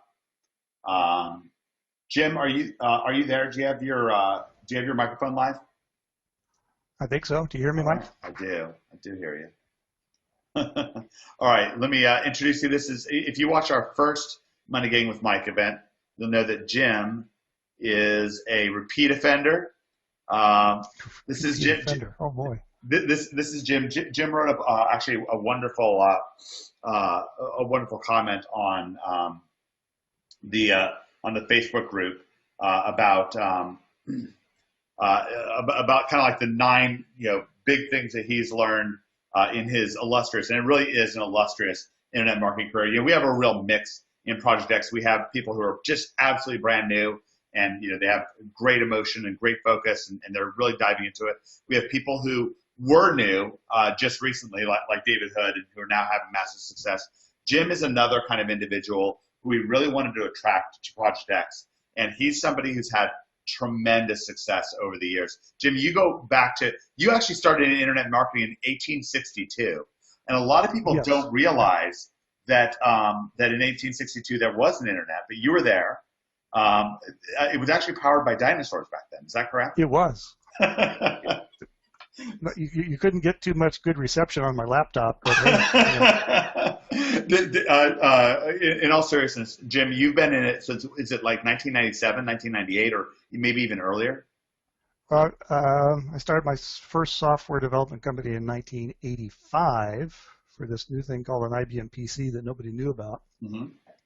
Then jumped on the internet around 93, 94. Started my first internet marketing company in 1997. 1997. So I got it right. Boom. Yeah, and then major e-commerce in 2001, and yeah, it's been a great ride. Yeah. No, that's go ahead. There's one thing that you made a mention to, and I want to make a comment on what David said. Everybody that's in Project X should never apologize for what they do. And let me give you an example. My family used to be in the fine art business, and I always had my sales staff well educated. I always educated them about the artist and the art and everything. And I said, anybody that walks through our doors and talks to you can never BS you about anything in your store because you're the expert. Mm-hmm. So as you become the expert in SEO and website design and project getting or day job killer or whatever, you can never, nobody can out BS you in the areas that you're an expert with because you have such a good expertise. And if you don't know something, just say, I don't know that, but I can sure find out for you, because you've got all these people that you can go to and ask questions about. Yeah, I love that. Yeah, I think one of the things I really want people to have from these things is more confidence, because you're really in the right place. Jim, it's really a source of pride for me that Jim is a member of our City on Hill community, and that he really contributes so much. It's just a wonderful thing. I met Jim for the first time at OMG Live Nashville in November, and it was quite a compliment him coming in. He actually just sent me and David Mills a letter a couple days ago, and that was big for me. I really appreciated getting that from you, Jim. Jim was talking a little bit about the blueprint that we're doing and some of the things that we're rolling out with Project X. But Jim, you've really been around the block, and I love having you involved in the membership. There was something that you said right away that I really liked, and I wanted to bring it up right now. There was this when we were looking at that Tennessee contracting, you had some a point that really jumped out. Let me see, Tennessee contracting. Hopefully I can pull it up. Yeah, maybe I spelled Tennessee right. And look at your driver's license. It might tell you there. Yeah, I know. The contractors. Ugh. Lots of N's, lots of E's, lots of S's. Yeah. All right, let me see if I can find this. Spell check. Tennessee roofing. Let's see. All right, Tennessee. But while you're doing that, there was a tip that when David who had brought up his YouTube videos. Here's a tip for you. If you're doing YouTube videos, add a custom image on your YouTube so that you see that really cool image, because then you can brand like he did the broken arm surgeon. You can have the words broken arm. What it does is it pops out on the SEO listings. So if you do YouTube, do that. Well, that custom still can really come up. That is a great. That's something that's just in your advanced settings. Now, Jim, you said something right away about this site. Something that jumped out to you about the USP with this website. Yeah, the USP is TCS, your Nashville roofing area expert. Because if you're going to do a title, and Greg talks about this quite a bit, is if you're going to do a title, if you use a title, how many words can you add into the title that people would be looking for? Either Nashville roofing expert, or roofing expert area, or roofing expert Nashville. What you're doing is you're branding it. You use the word you're getting them involved, and it should be right there. What I would do is instead of that rotating banner, you could have a small rotating banner, but do a video up there. But you need to have the words in there that you're the roofing expert in their area to define, you're putting the flag in your area and saying, this is what I do, and this is what we can do for you, and you're at the right place at the right time. Yeah, I really like what Jim's saying, and you know, I got to tell you, we can compare this to and maybe we'll get one of Jim's sites here as well, but I'll tell you, this site converts like nuts, and I was really glad to share this inside of Project X. So you can get into the details of how I put this together by going to your members home, and then right below the monetization area is this web design walkthrough, which I think is really critical. Everybody here should go through this. You know, where are you? You're in Nashville. You're in the right place, and here I am. I'm ready to talk to you. And Jim, it's very personal, the feeling of this website. We pulled up one of your websites. Can I pull up one of your websites so people can get the idea of the experience of you know, being someplace where you're in the right place? Here's I'll give you, go to this website, go to K-9 superheroes, superheroes.com.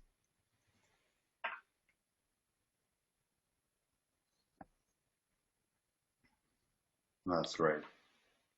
So this shows you the personable look and the area, and it tells you exactly what you're going to do. I love this. I love this banner picture here. So great. This is a great shot.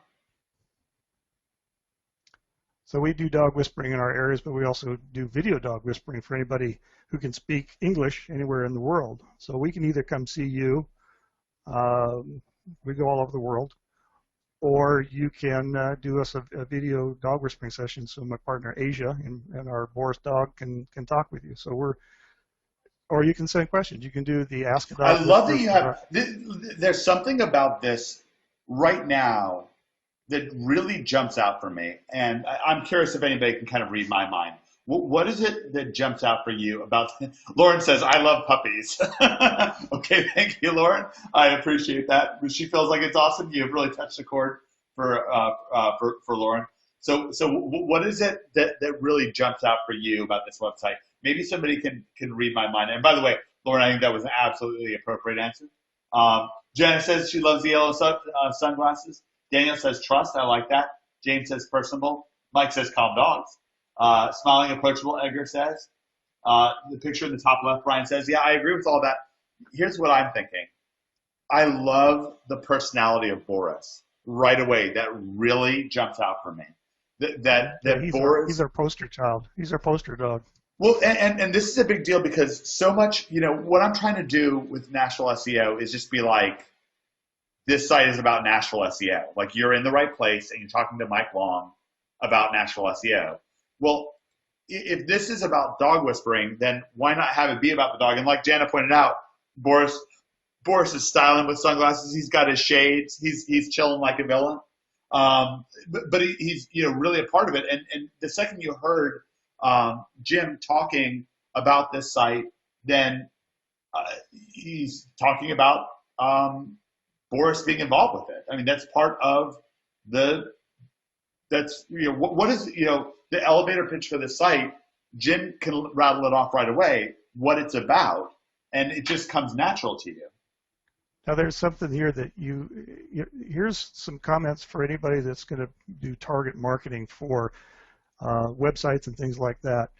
You have to understand what your marketplace is. And one of the funny things that we saw when we started to see the demographics over the time, the number of people, the number of women to men ratio that make the initial contact with us, you want to guess what that would be? How many women, the first time we get a call, the number of women versus men. You want to take a guess, Mike, what that ratio would be? I'll say 7 to 3. 7 women to 3 men.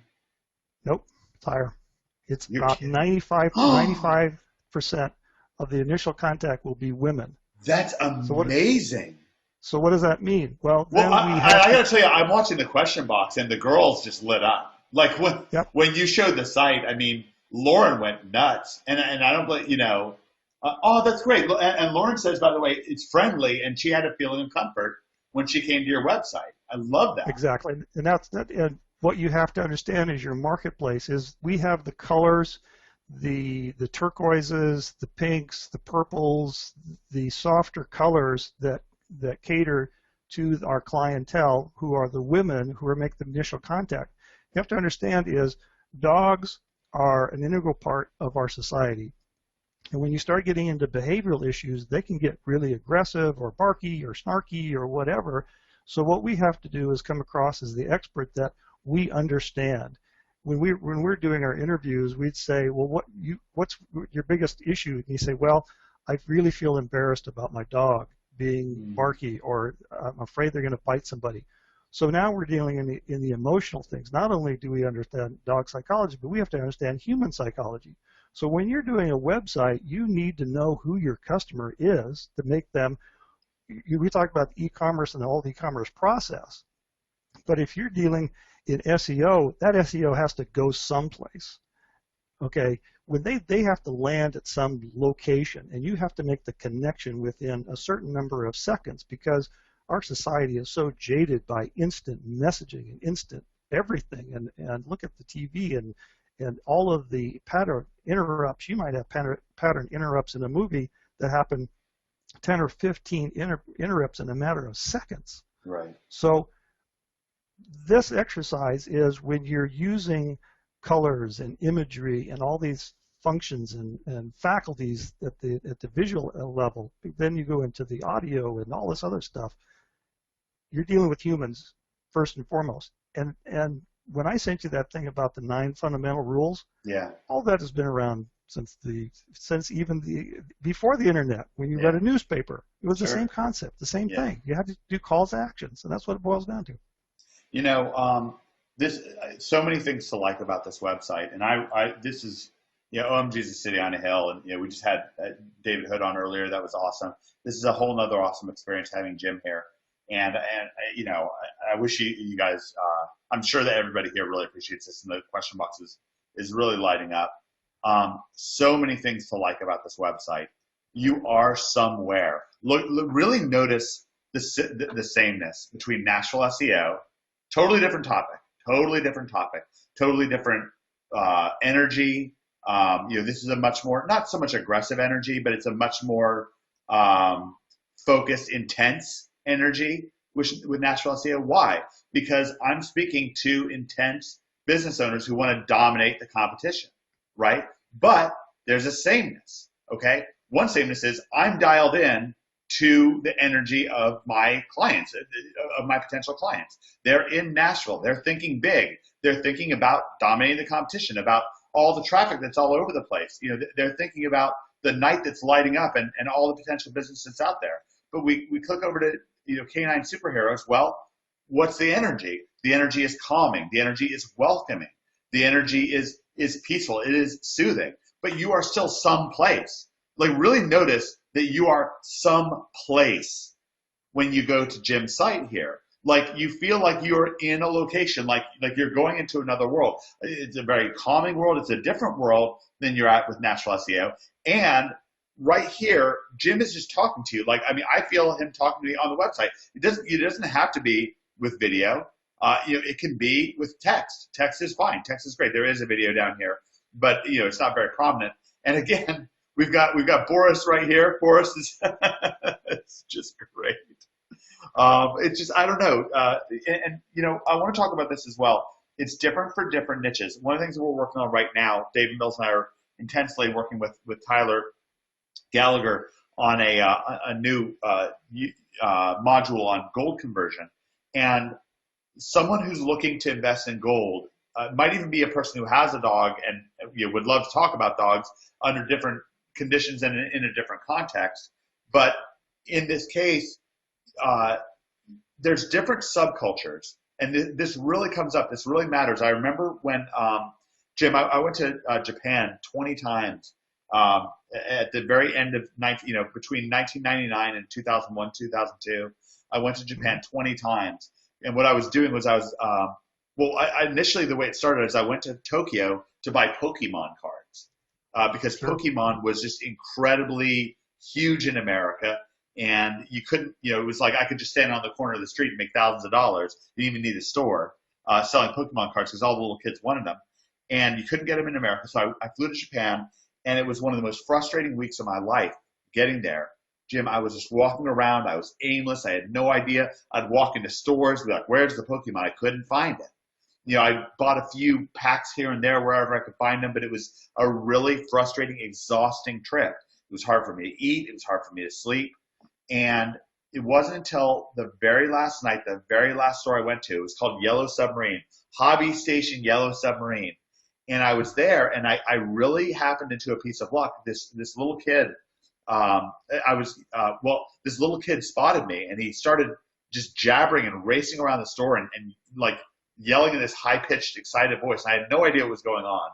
He was like a little puppy. And the store manager walked over to me and started scrutinizing me, and he pulled out a magazine, and he showed me an article about me from my Magic the Gathering days, which was fairly recent at that point. And he's like, you might go wrong. And I'm like, yeah, I'm Michael Long. And he says, where Michael Wrong Magic card? And he wanted to know where my Magic cards were. And I was like, I don't have any Magic cards with me. I'm here to buy Pokemon. And he kind of did this facepalm moment. And he's like, why don't you have Magic cards? And I was like, I'm trying to find Pokemon. What does this have to do with Magic cards? What does this have to do with Magic the Gathering cards? This may sound like kind of an odd conversation, but the point is, he's got these collectible cards. I'll pull them up on the screen so you can see what they look like. Pokemon cards. So this is what Pokemon cards look like. This is what I wanted. Okay, these Pokemon cards that were basically like worth their weight in gold. It was crazy. This Charizard literally probably was worth its weight in gold. So this is Pokemon cards. He wanted to know where my Magic the Gathering cards were. He's like, where are your Magic cards? Where are they? And, he knows I'm an expert on Magic cards. I'm Michael Long. I'm a famous Magic the Gathering tournament player. There's a Rootwater Thief. This is actually my Magic the Gathering card. I won the Magic All-Star game. I got to make this card. So he was like, where are my Magic cards? And I was like, what planet are you from? Like, I don't understand what you're talking about here. And he pulls me aside, he sits me down, and he's like, listen, if you'll bring us Magic cards, we'll give you Pokemon. And I was like, what Pokemon? You have no Pokemon. That's why I said to him, Jim, you know what happened? He pulled me over, he takes me into the back room, he draws back the curtain of the back room, and what was back there, Jim? Your Nirvana. Tons of Pokemon, boxes of it, stacked to the ceiling. And I was like, what's going on? He says, we trade this for Magic cards. Because in Japan, Magic was humongous, huge, and they couldn't get it. They were having the same thing in Japan as we were having in America. Now, what does this have to do with money getting? This has to do, it's a cultural thing. He said, listen, you need to speak our language. You want to just roll over here and be the same guy in a Japanese game store as you are in an American game store, and it's not going to work, right? We're speaking different languages. You need to speak our same language. And after that, everything changed. Everything changed for me, Jim. I made tons of money. I would fly back and forth. I would run all over America buying up Magic cards like they were going out of style. I'd fly them over to Japan, sell the Magic cards in Japan, bring back tons of Pokemon to America, and I would just go back and forth. And, well, what does this have to do with things? Jim, do dog people speak a totally different language than non-dog people? Sure. And here's a test for everybody that's on the call that has a dog. You can probably strike up a conversation with somebody with a dog, and you can know more about their history and all of their innermost feelings just because you have an interaction with the dogs, and you probably know more dog names than you do human names. Right. And this happens because what you're doing is you're leveraging a way to make the connection. And when you're in the internet marketing world, you need to know the language and the connection. You need to know the language and the connection. You need to know the nomenclature. And what we're getting into here, look, when it comes to Day Job Killer Local Client Consulting, you're getting a lot of exposure to this because you're meeting David Hood and you're meeting Brian Magnosi and Joe Marfolio. And last week you got to meet Jason Boyd and Jimmy Kelly's good with this stuff and so forth. So you're finding out a lot about what's going on for business owners. You're finding out a lot of the jargon that they're feeling, the things that they're running into, the hurdles, the obstacles. one of the things, this is so valuable having Jim here to take you inside of this. This is Jim's own product. This is the same kind of thing that works for affiliate marketing. Jim, you know dog people up, down, left, and right. You know, Sure. if you were to go on a dog forum right now, you would be able to interact, and people would think like, oh, like you're one of us. Sure, because I know what the buzzwords are. Now, What are some of the buzzwords out of curiosity? the buzzwords would be what sort of behavioral issues do you have? How long have you been a dog owner? What kind of dog do you have? What's your favorite dog experience? Or if you're on Facebook, what's your funniest dog picture that you've ever seen? Mm-hmm. What does your dog mean to you? We always had, my partner Asia, she asked the question, we did a survey, is why do you have a dog? And everybody would come up with a different answer. But what it does is it makes you think for just a minute, is, well, why do I have a dog? Why do I have a pet? Why do I do certain things? Because then it makes you think about what it is that you do, and what you're doing is you're now engaging with them.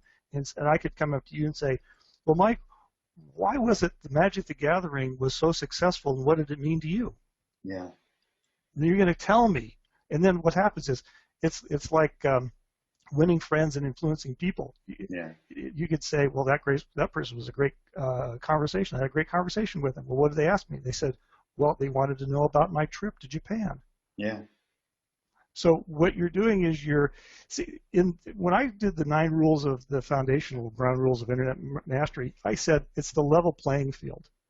Everybody can come on the internet, but it's the successful people that can come in here and start to understand what your tribe is, or what your group is, or whatever. But you have to understand the language, what they talk about, what their high points are, but what also is their pain. Yeah. What is the pain that you're getting to the painkiller aspects of them to solution? People come to websites to get an answer to something. So in the dog psychology areas, they have a behavioral issue. There's something that's happening in their family dynamic, and the dog's out of control, and they don't know why, and they need and it can turn their world upside down. Oh, we've had people. What's really interesting is when we've worked with a lot of the lady clients, that they might be single mothers, or they might be divorced, or whatever, and we've seen them might have really big, powerful, strong dogs, where their whole demeanor become more confident. They become strong in what they do. They don't lose their femininity or their womanness. What they do, they become confident in what they can do. They can walk with big dogs, big powerful dogs, either working dogs or guardian dogs or whatever, and they can walk down the street and nobody's going to give them a problem. So what it does is gives them confidence in themselves, but it also gives them confidence in all the other areas and aspects. When we get into dog psychology, there's a lot of times where we have to use emotional freedom techniques or some other issues to deal with dog traumas. Somebody might have a dog that killed a cat or something, and it was traumatic to the owner, and we had to deal with the psychological issues to get them over those hurdles, then to understand how to deal with the behavioral issues in the relationship with their dogs, so that they're talking at dog language. So all of these things that you relate and become expert in the area in the SEO and how it relates to the online community is you're dealing with human interactions. I mean, you can get everything, like Zig Ziglar said, you can get everything in life you want if you just help enough people get what they want. But you get back to the core basics, and the internet gives you so many ways to deal with it. You can track everything that you're doing. You can do images, you can do video, you can do discussions. Well, and the biggest thing is you can talk to people and you can interact with people. Sure. It's just the biggest thing, because what is, Jim, in between the lines here? One of the reasons why I have these Money Getting with Mike events, these acceleration events, is I want you to meet a mixture of people who are just like you, who are at different stages of this whole internet marketing, money getting thing. Now, Jim, obviously, at this point, is a world master. And what are the deeper assumptions that Jim has here that he's bringing to the table? And one of the things is he just has this grounded understanding that it's a conversation between him and his customer. in between the lines. What's in between the lines here? Well, there was this woman and she ran into this issue. And then there was this other woman and she had this fear of this. And the way we dealt with it was such and such. And then there was this guy and his girlfriend was afraid of dogs, and this is how they dealt with it. And she learned to love dogs. And then that, but this becomes, you might say, well, oh, Jim, aren't you getting bogged down in the minutia? I heard it was about having a snappy business headline, but no, it's much more about these real personal one-on-one interactions that you're having with your customers.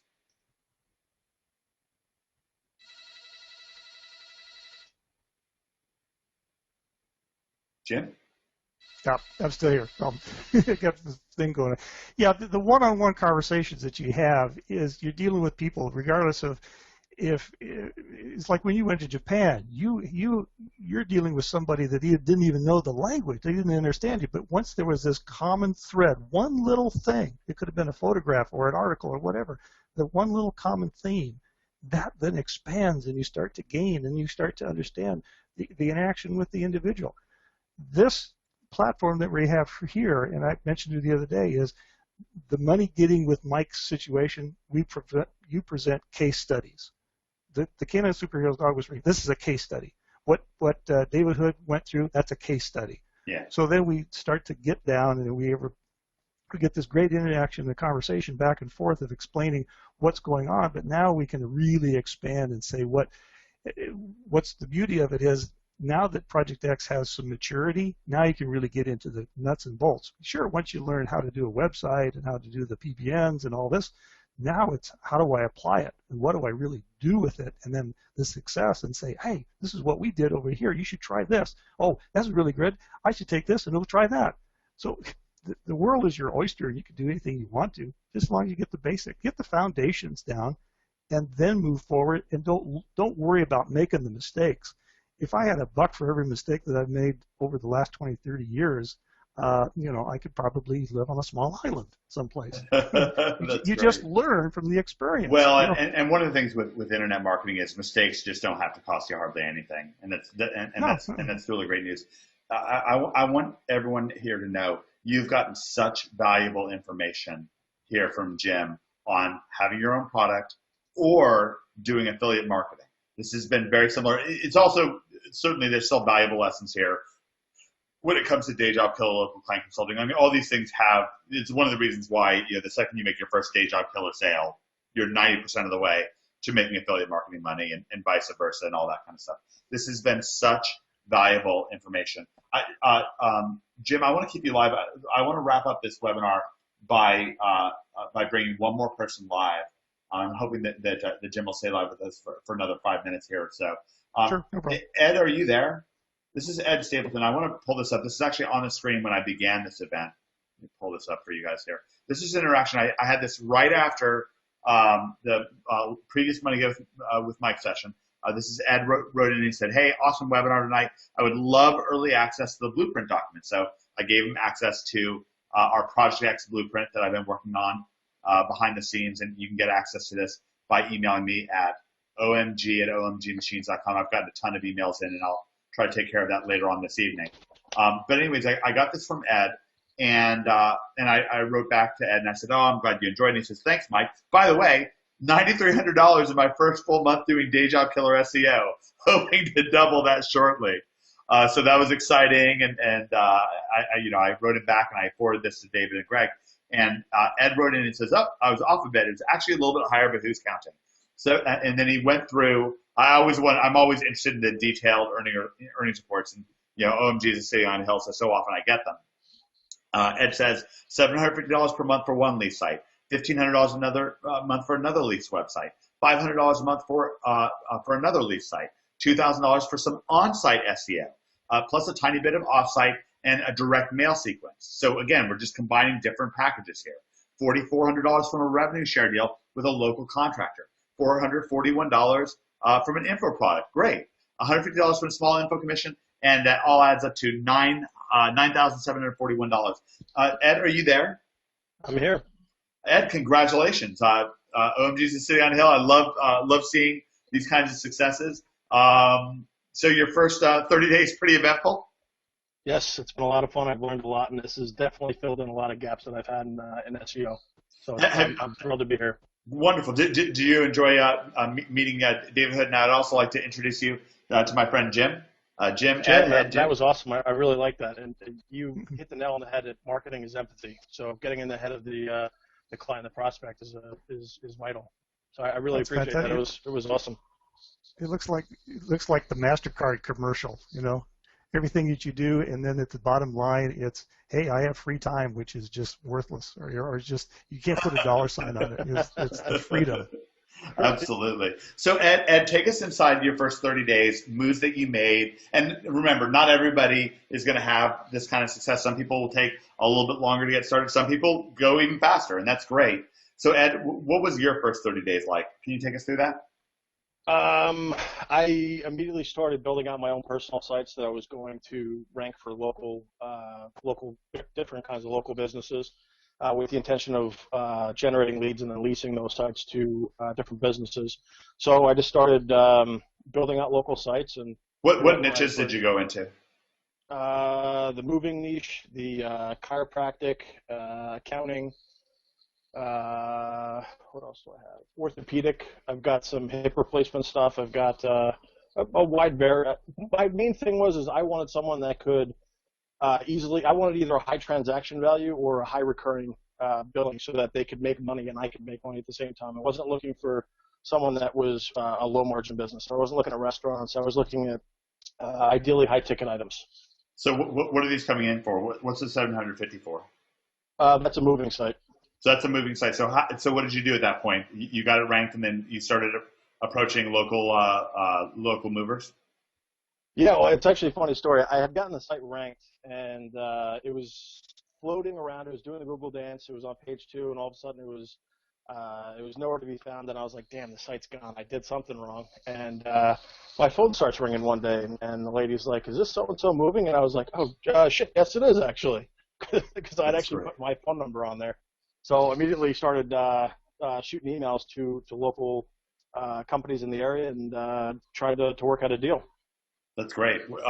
So what would, like, of course you ran into plenty of no's, but you did run into one yes, and then you're leasing it out now for $700. Oh yeah, you're going to get 99% are going to say no. You're just looking for that one. That's it. Yeah, it's all like getting married. So then in that case, what was that conversation like with the person who said yes? I talked to the guy for a while. He was a little bit skeptical at first because he was curious as to how I got to where I got so fast. He looked at the age of the site. He was currently working with an SEO company who has gotten penalized. Basically every penalty in the last year they've gotten. So he was curious as to how I was doing what I was doing, and what'd you tell him? There was a bit of rapport. I told him I had my ways. I didn't go into specifics. Played your cards tight to the hip. That's great.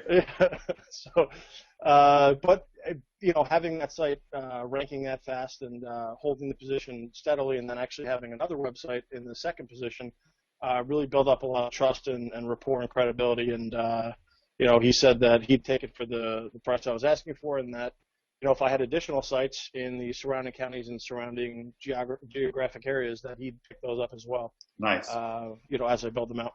What about the $1,500 a month? What was that for? An accountant. So what was that interaction like? Actually, I had been chasing him for a little bit, and so this is somewhere where you were kind of like, I'm going to speculate a little bit here, but I bet I can get this guy, and if I can't, I can always try somebody else. Exactly. Yeah. But I think one thing to not do is don't chase people. You lose a lot of your positioning when you chase people. It hurts your credibility. It hurts a lot of things. So my mistake there was chasing him, and I wouldn't do that again. Oh, yeah, a $1,500 a month mistake. So $4,400 from a revenue share deal with a local contractor. That's a big win. What's the scoop behind that? I have a local contractor who I'd been doing direct mail for a while, different types of direct mail campaigns, sequence campaigns, tear sheets, things like that. And then I convinced him to Follow a new approach that I'd learned, creating different EMDs and partial match domains, and just going after specific areas, and he went for it, and it's just the beginning there. I think that's going to be a monster client for me, Yeah. 10, 15, 20, $30,000 a month type of deal. I like pointing this stuff out because one of the things we brought up was the idea of what different things can you do for clients, and direct mail is one of the different things you can do with clients. Optimizing their on-page. One of the things you put here is some on-site SEO. A bit of off-site. So you can re-optimize their website. You can install a silo. You can add more and more to things. So I just really like seeing this. I think that it's really, really valuable, and it's just so great.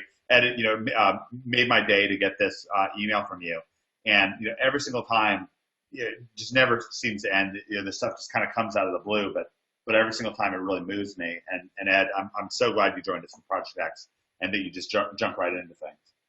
Thank you, man. I'm glad to be here. All right, wonderful. So in this case, Ted's asking. I don't understand the lease concept. In this case, what Ed's doing is he's building sites in advance.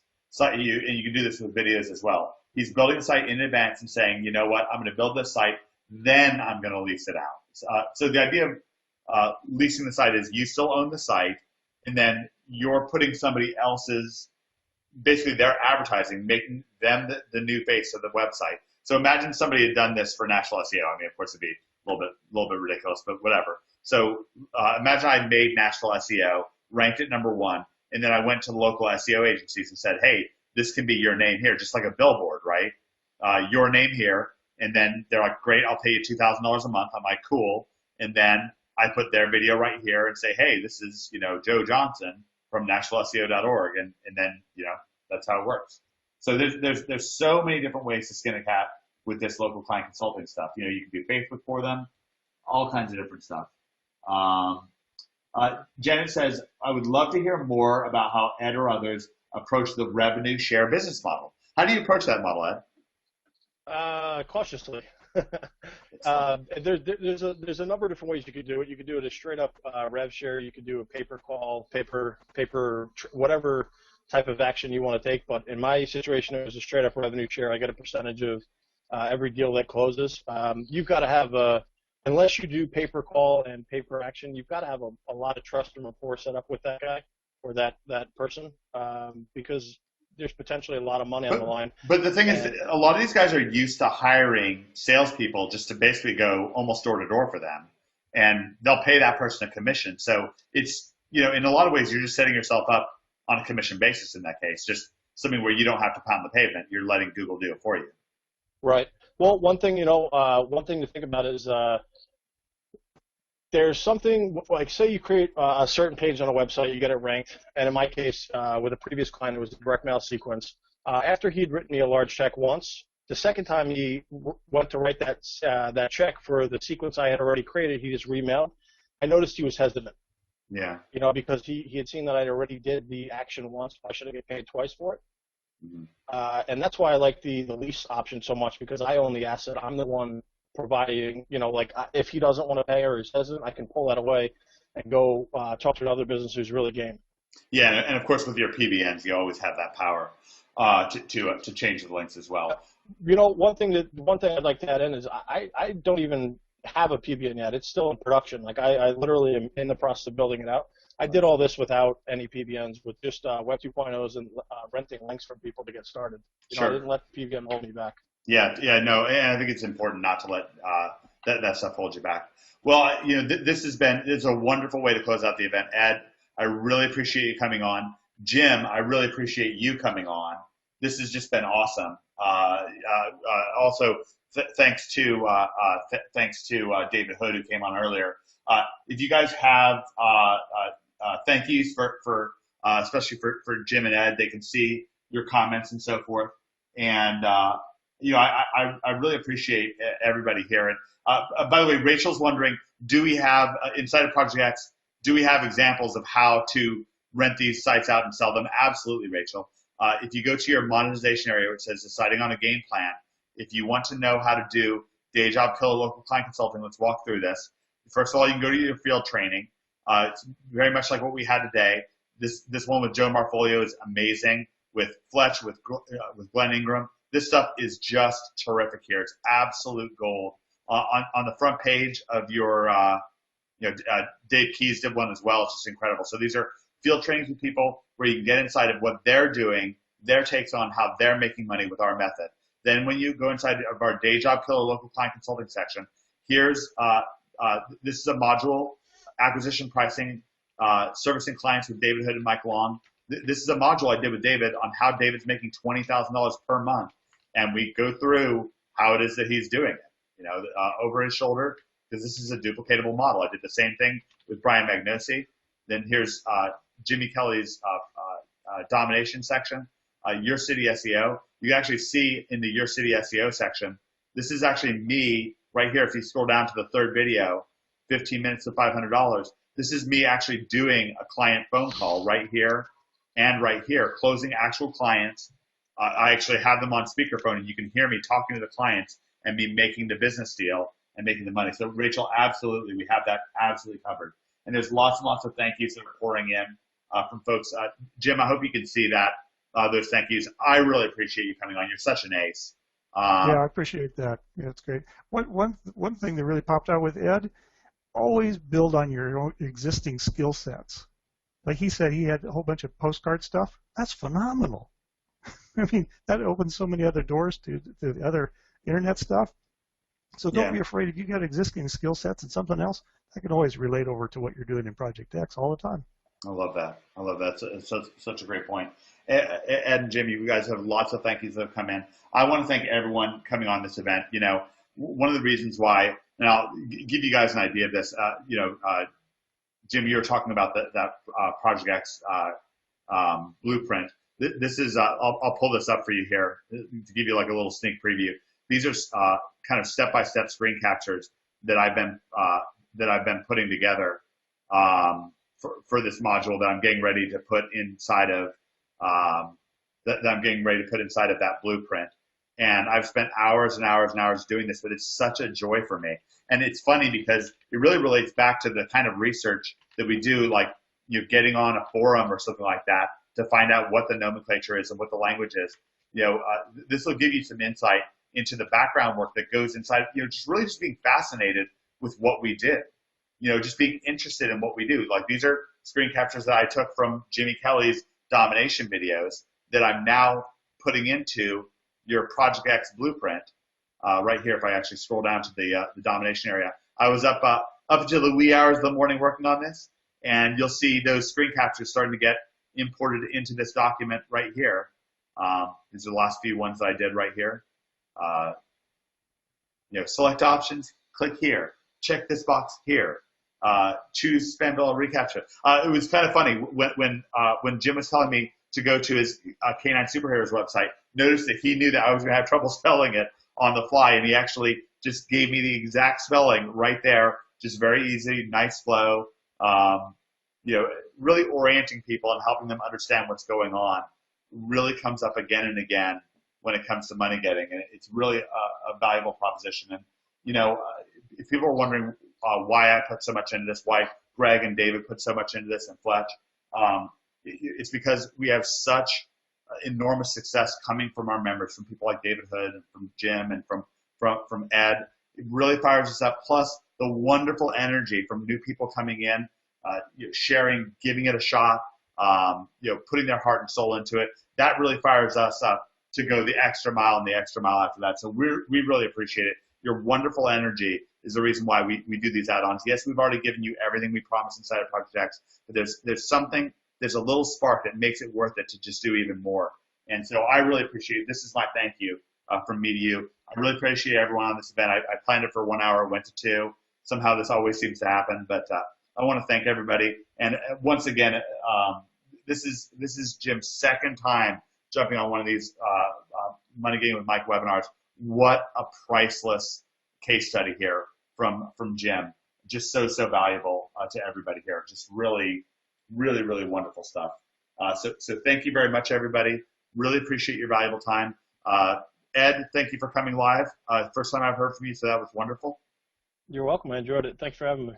Definitely. And Jim, a final thank you to you. Again, Jim is such an ace when it comes to this stuff. He's just a shining example. I'm just so proud of the different individuals that are City on Hill